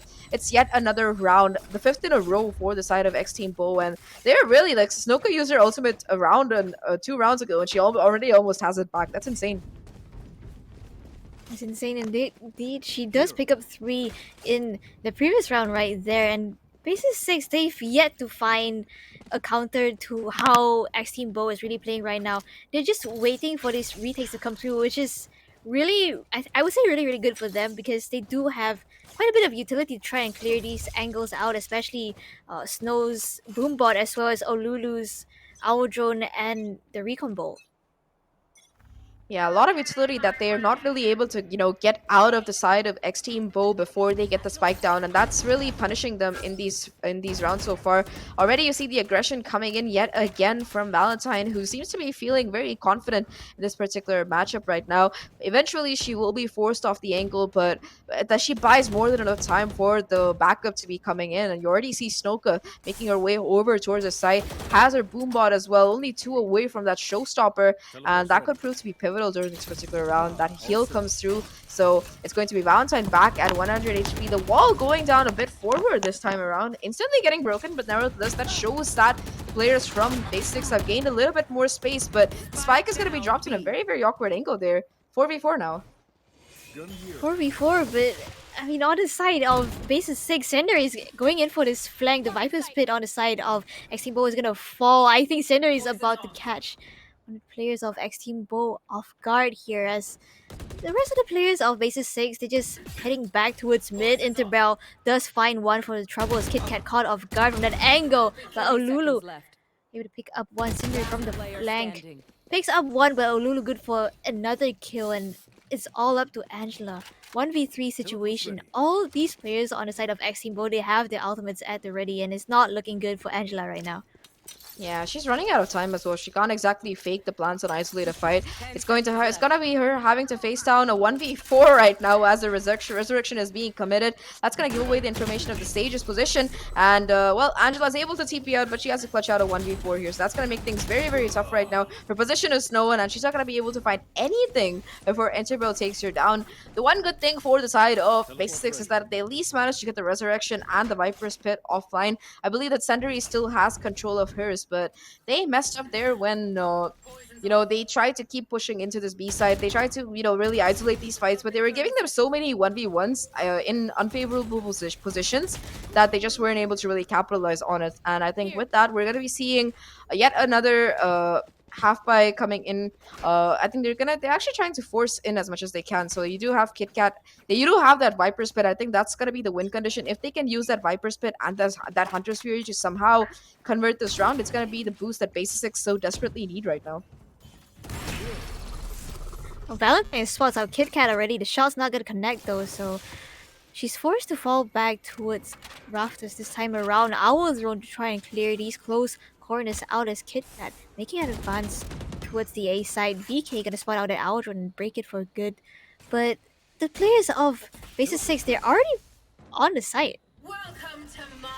They are, and both the wall and the Viper's Pit come down in conjunction. The Hunter's Fury being invested here, not able to really find anything, as in the meantime, Snoka also is willing to pop that showstopper. Spots out, pins of one player, will be able to connect the kill. Takes a lot of damage in the process though, as in the meantime, Senderi is wreaking havoc in the Viper's Pit. The resurrection comes through as Felcher is able to get Miguel back up. That's huge right now. Angela as well will be able to get one. It's all down to just Interbell in a 1v5. Her position is known.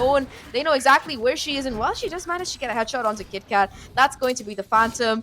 Curse kicking in 140, and all the players of X Team Bo go down to BASISSIX, so finally get a round on the board. What has it been, 6 rounds since they got one?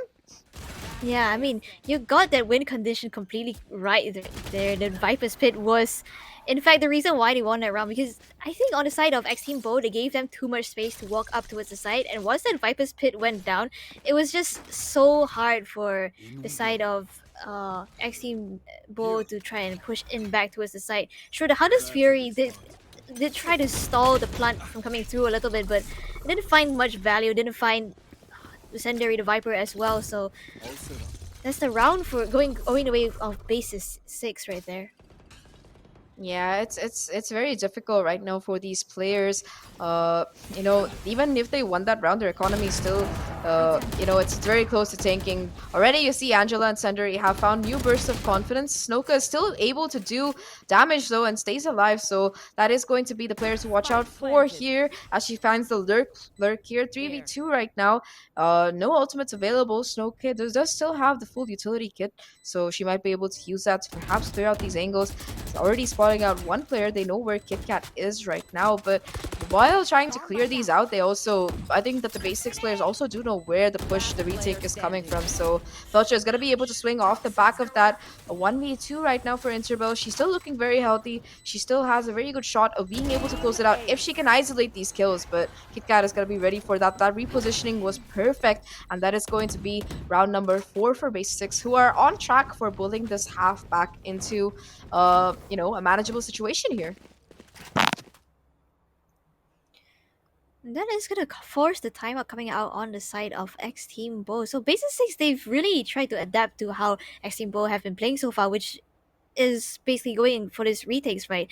And even in the round that one of the rounds that BASISSIX lost as they were trying to adapt, we could see the adaptation coming through already, because instead of trying to play for post plants, they were more willing to play on site, which is what they are doing right now on the A side, especially the previous round with the Viper's Pit, and this round with 2 players on the side, Felcher and Kit Kat.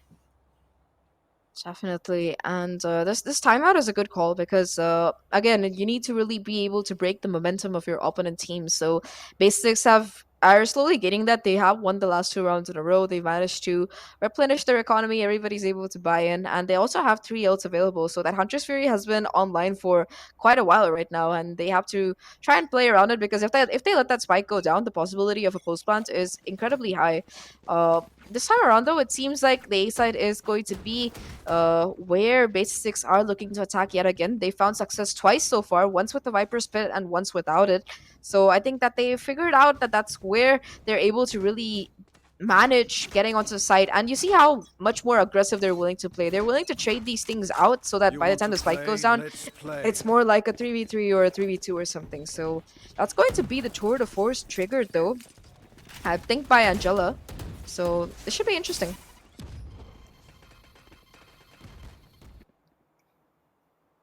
4 players stacked up outside of A, and I'm not too sure about the positionings of these players of X Team Bo.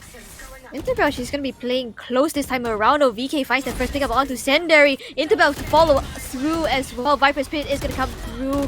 Spots out another player in the form of Felcher, and the spike. That's gonna be a spike in the midst of this Viper's Pit. Kit Kat does spot out where the position of Snow, but what more can you do here? I mean, you can't even take the zip line to try and get across and get a couple of picks because even that is being held by a sort of crossfire right now. And the spike is in the middle of the Viper's pit. The drone coming through for additional info as well.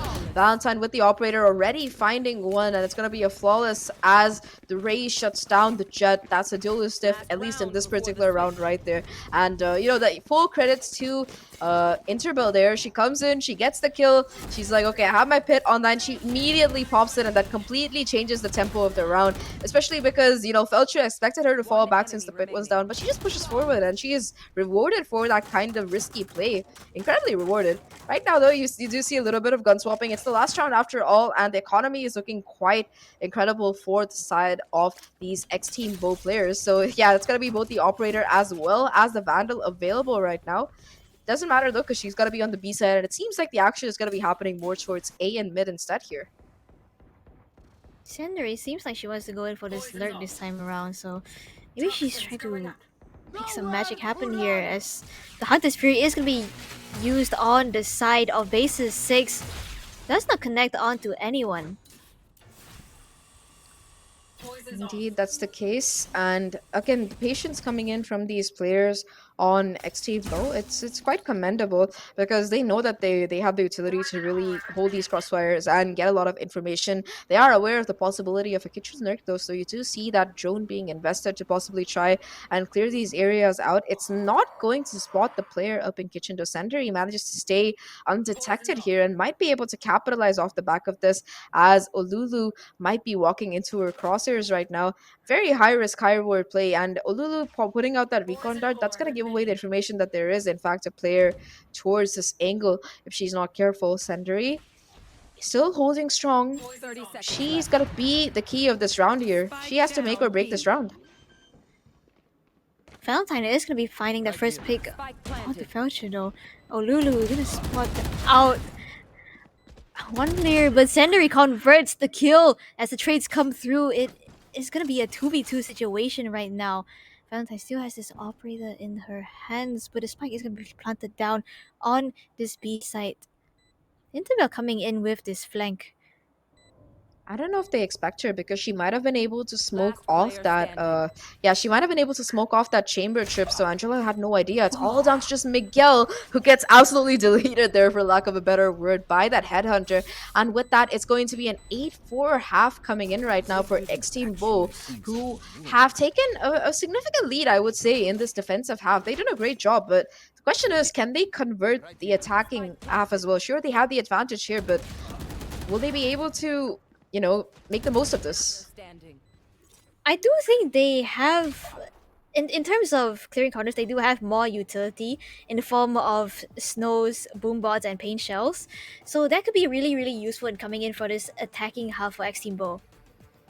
It could be, and one more thing to note is, like you mentioned, the Ray is great for entry. You can clear out a lot of utility with, you can clear out a lot of angles with your utility, and the post plant is very similar for both of these teams. They also have the Sova as well as the Viper utility to try and play for these post plant situations. So, if BASISSIX do not manage to get the pistol in gear, if they don't manage to get that in their pockets, we're looking at a very possible runaway game.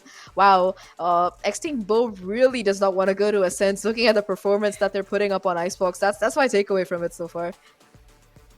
I definitely agree with you right there. I think they seem pretty comfortable on Icebox, especially from the start.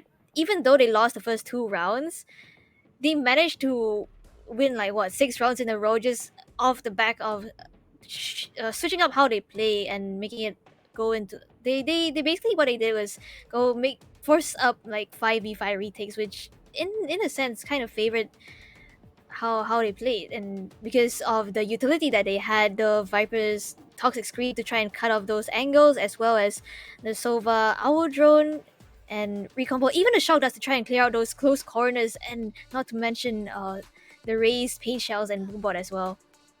Yeah, and the more important thing is on these 5v5 retakes, they were extremely methodical about it. They didn't rush, They went section by section. They were like, let's clear under rafters, let's clear near generator, let's move on after that, and then they know exactly which angles to watch. And of course, a lot of these rounds, right, they still had that barrier orb remaining. There was a sage who just came down, the spike is here, plops down that barrier orb, sits down, starts defusing. Everybody else takes the fight. It's okay. I'll just keep defusing the spike. And that worked out quite well for them, I think, on a lot of these rounds. So their defense was incredibly strong, and they didn't get too aggressive. That's the thing. Like, in a comp like this, you'd expect them to really be able to play aggressively, but no, they were happy. They were like, look, we know you have to come to the site and plant the spike. We're just going to be waiting for you, and we're going to be holding these incredibly annoying crossfires that you're not going to be able to get through. And yeah, we're going to be able to convert off the back of that. Their timeouts as well was really good. Like, one of the timeouts that they called was right when BASISSIX started picking up momentum, making things very rough for them. Heading into this attacking half, though, it's going to be X Team Bo who have to find 5 more rounds to be able to take this 2-0.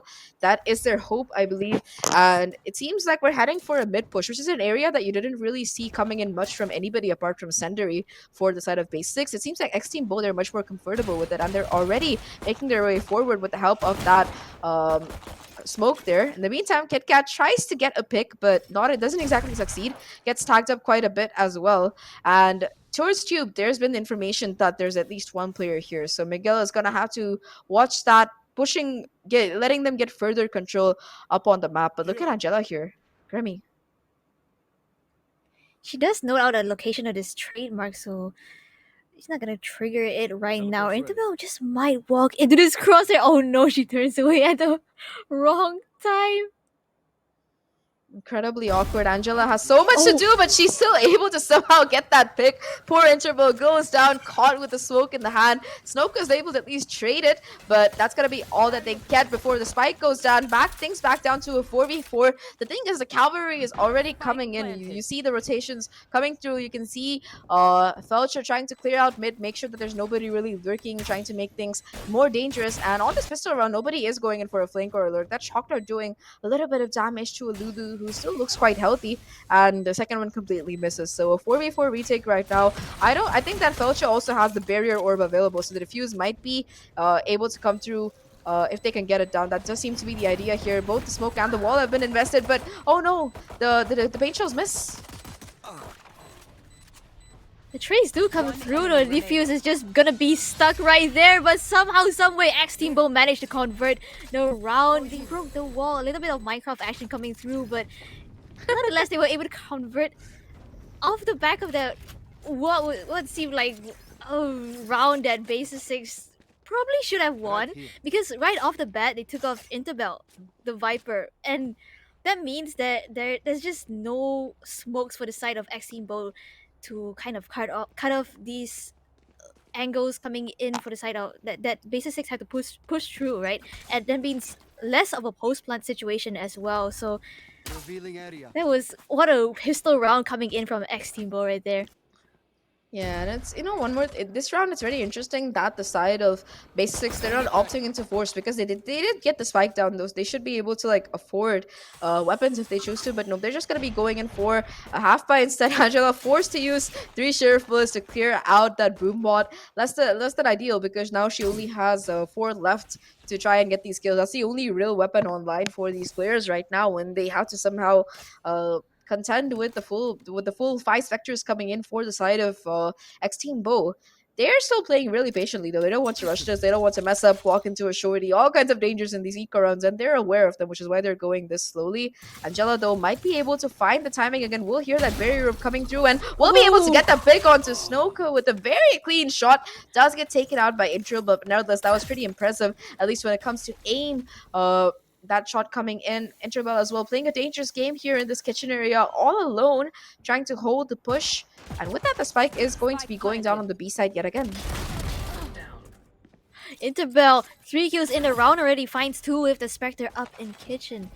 And numbers advantage right now in the favor of X Team Bo. It seems like they just want to close this round out as soon as possible without losing anything else. But Lulu's going to be tagged up right now. Spectre shot's not going to connect. Finally does get a pickup onto Miguel and VK to close out the round, bringing X Team Bo to double digits here. Yeah, almost a flawless round as well. Like, sure, Snoka managed to go down to that beautiful headshot from Angela, which we just saw. But apart from that, they managed to get all the picks. They get there. I think that some of them are pretty close to their ultimates as well. And especially this play from Interbell, that's gonna be very crucial heading into the next rounds because she's only 3 away from that Viper split. Both VK and Interbell, they've gotten 3 kills each in these rounds. So those are two very important notes that are online quite quick. And this is the round which can make or break BASISSIX here. They have to win this to keep this game alive, because otherwise it's just going to be X Team Bo who are running away with the show. On this bonus, they're already not afraid to get a bit aggressive here.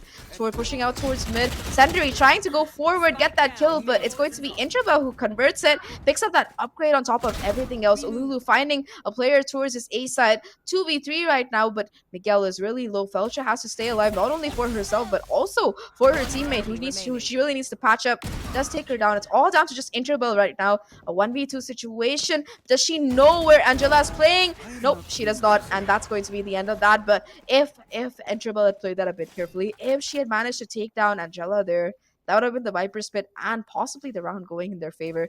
A very expensive victory for the side of BASISSIX here, Grimmy. Yeah, they lost like 3 rifles, I believe. So coming to this next round it might seem like a very tough situation for them right there.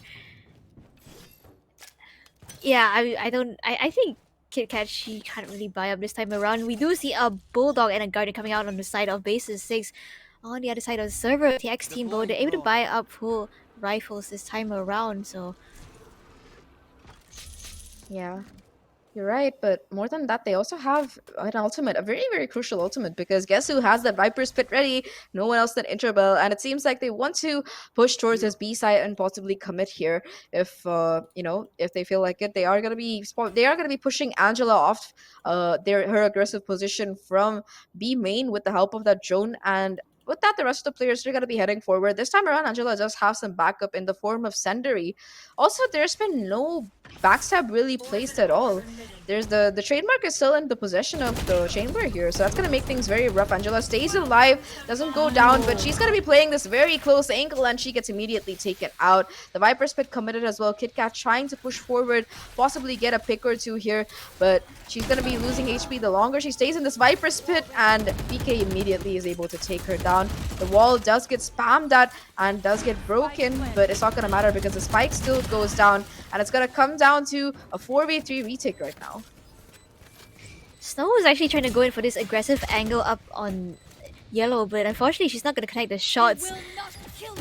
The resurrection is going to come through to bring her right back to life with Senderi with 2 more kills to her name, already 3 kills in the round, and the barrier orb going to come through as well. McGill finds VK through this Viper split, but Interbell fires right back. Defuse is going to come through for the side of BASISSIX. The flank! Oh no, she manages to break the wall, make her way around and get that kill. It was just a second away from the defuse coming through. That was a phenomenal play coming in from Interbell here. It almost went very badly with the resurrection going wrong and Senderi being able to pick up a 3k, but Interbell, she was very smart about it. She managed to make her way, break the wall, push her way through even as the flank came in from that chamber, and that is going to be 11-5 right now. The economic situation not exactly healthy for these BASISSIX players. They do have that Viper spit, but on this eco round, are they really gonna commit it? That's the question.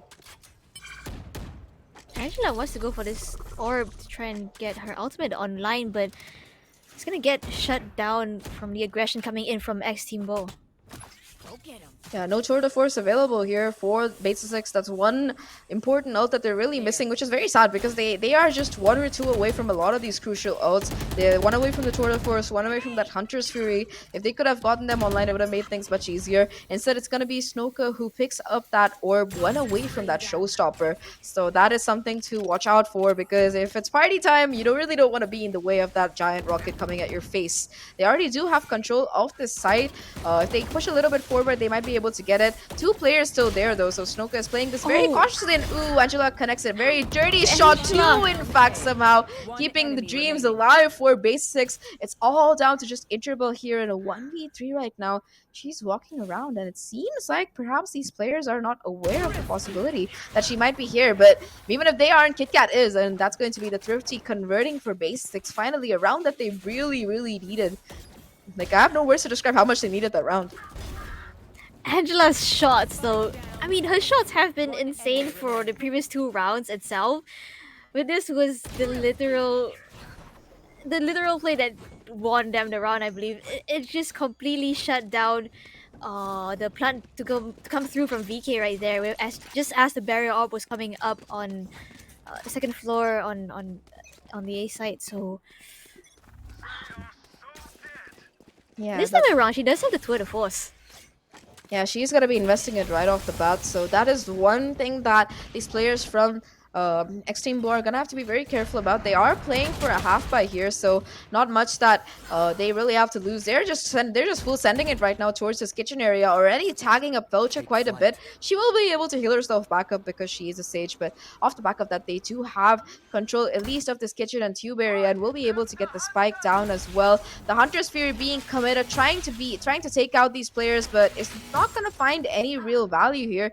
Even as Snoka manages to take down Fauci, the trades coming through very quickly for both of these teams. It's a 2v4 right now, and Snoka and Interbell, they're gonna have to pull off some heroics to try and win it, make that a 1v4. It's all down to just Interbell here. We've seen her pull off some crucial clutches before, but this time around that's not gonna be the case as BASISSIX, they get to 7. I mean, the frenzy just doesn't really work at long range. It's really a hit or miss weapon at longer ranges, and unfortunately for Interbell in that situation, the shots weren't connecting for her. This time around, they are gonna be on the full buy. Angela opting for an operator. She does have the players of BASISSIX. They have so much economy built up from the previous few rounds because they did win a Thrifty and picked up like what three Vandals off X-Team Bo, and even in the previous round, they only lost like one player. So the economy is looking really strong for BASISSIX right now.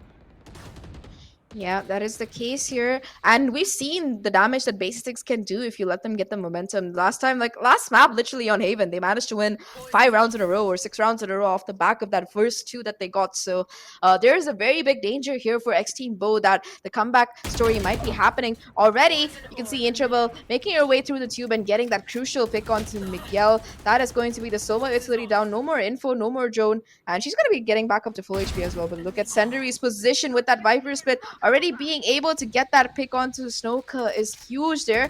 The resurrection as well being invested to get Miguel back up alive, and that's going to bring things back down to a 4v5 here. Map control wise though, it seems like X-Team Bo have at least managed to clear out as far as the B area here. I think they know that yellow is kind of empty. Angela though, she is holding this very crucial angle. If X-Team Bo players decide to try and lurk up too far, they are going to be paying for it with Angela's operator online there. This toxic screen just might cut her off right now. No, she's gonna go aggressive here. Valentine, are you aware of what's on the other side of this whole toxic screen? She just takes out the operator off of the hands of Angela with a vandal, in fact, and off the back of that, she does have the tour de force to work with. Felcher finds Interbell not looking in her direction, so numbers advantage still in the favor of BASISSIX right now. Yeah, and I think they're aware of the possibility of the flank as well. So it is going to be one player possibly watching that, but never mind. They're not going to be watching it. They're watching the wrong thing at the wrong time. The Hunter's Fury is invested, but is not going to find any value as it immediately gets shut down. VK does do a bit of damage to KitKat, but runs out of bullets before she can complete the job. 11-8 right now as BASISSIX. They are on track to coming back on their map pick here.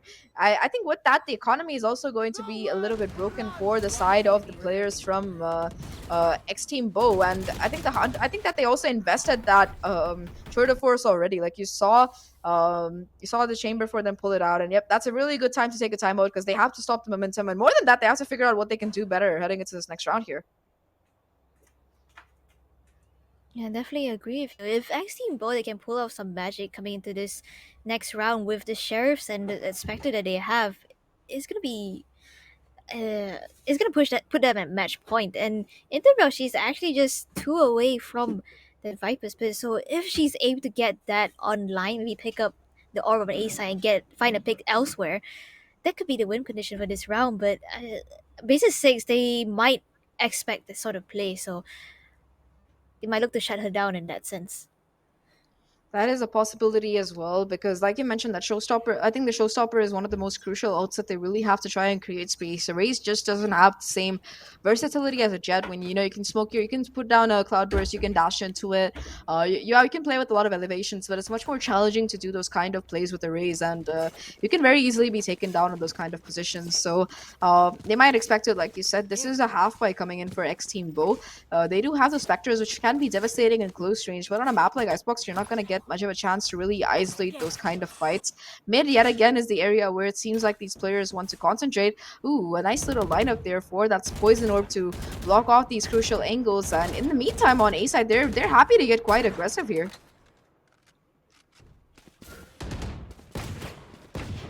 Oh, but it's through mid. It seems like the players of XP they're already gonna be pushed. Mega and KitKat does shut down a little bit of this aggression, but Snow fires right back with a sector of hers. Unable to grab that weapon upgrade though, unfortunately, as the players of XP Bo, they have to regroup here before they decide to hit a site. Angela still holding down the B site.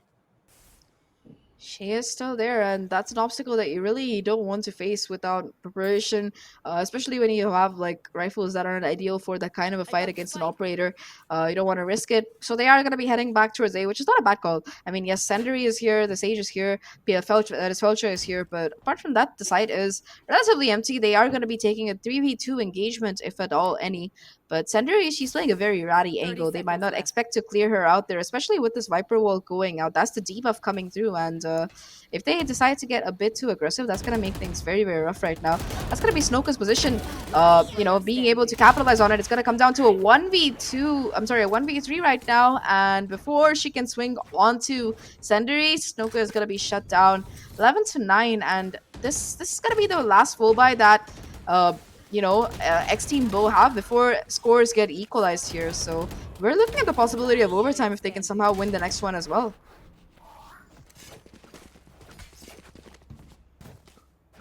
Once again, as you mentioned, the full buy is going to come through. Not so much the full buy. Valentine still unable to afford a rifle. But the rest of the players here, they are going to be picking up these Vandals and Phantoms. Valentine does opt for this Bulldog, the last resort weapon that XT Bo can afford right here. KitKat with an advanced positioning finds Snow. That's the first. That's a duelist down for the side of XT Bo. A very, very crucial pick here, and she doesn't even take any damage while doing it. Is able to safely fall back here, and we'll be spotting out multiple players pushing in. So that's going to be the rotations possibly summoned over here, even as Sandri lurks her way up towards A. In the meantime, though, towards this B main, I think that Interbell was able to pick up that orb, and she has that Viper Spit online. So that's going to be a very, very crucial ultimate this particular round for X Team Bo. If they can manage to get it down, it's going to be something that can make or break the round for them. On the opposite side, there's only going to be the Blaze from really available for KitKat. Valentine, though, she gets a little bit too eager, pushes into Felcha, and gets taken down for her troubles. A 2v4 right now, but the spam to the smoke is deadly as a spike. It goes down. It's all down to just Interbell here in this 1v4 situation. Gets spotted out as well, so she's going to be forced to fall back, but it's not going to matter because if that drone tags you in a Viper Spit, you're dead anyway, and it's 11-10 right now. The ult wasted, the gun's gone, and BASISSIX, they're on track to come back and take this map. Oh, that rhymed. Snow's actually been holding on to this showstopper for a while now. I mean, sure, she got shut down by KitKat in the previous round, but this time around, she might look to cause some damage with that. Hopefully is the case. She still does have her hands on it, but it's going to be an equal round. So I'm not sure if she's gonna be investing it this time around. They might decide to just play in for that possible 13-11 like they did the last time around, which is what they're doing here. They just need one more round for a match point and one more for series points. So they just need these 2 rounds in a row to really capitalize on it. The operator though, Angela, she's gonna have a rare miss as she does not connect with the few pixels that she saw of her opposition there. Will be forced forced to fall back. It's not going to matter for much though, because even though they've driven the operator away, they're aware that multiple players like to play on this A side. So that's not going to be really doing much in the way of gaining control. They haven't even managed to get all the way to the orb yet. In the meantime, it is going to be Snoka who is lurking towards B, but this time around, nobody's taking the bait. Nobody's really pushing forward here. So all of these lurk positions coming in from these players, it's not working out for much at all. The spike as well, they seem undecided as to where they want to go, and with half the clock run down already, I'm not sure.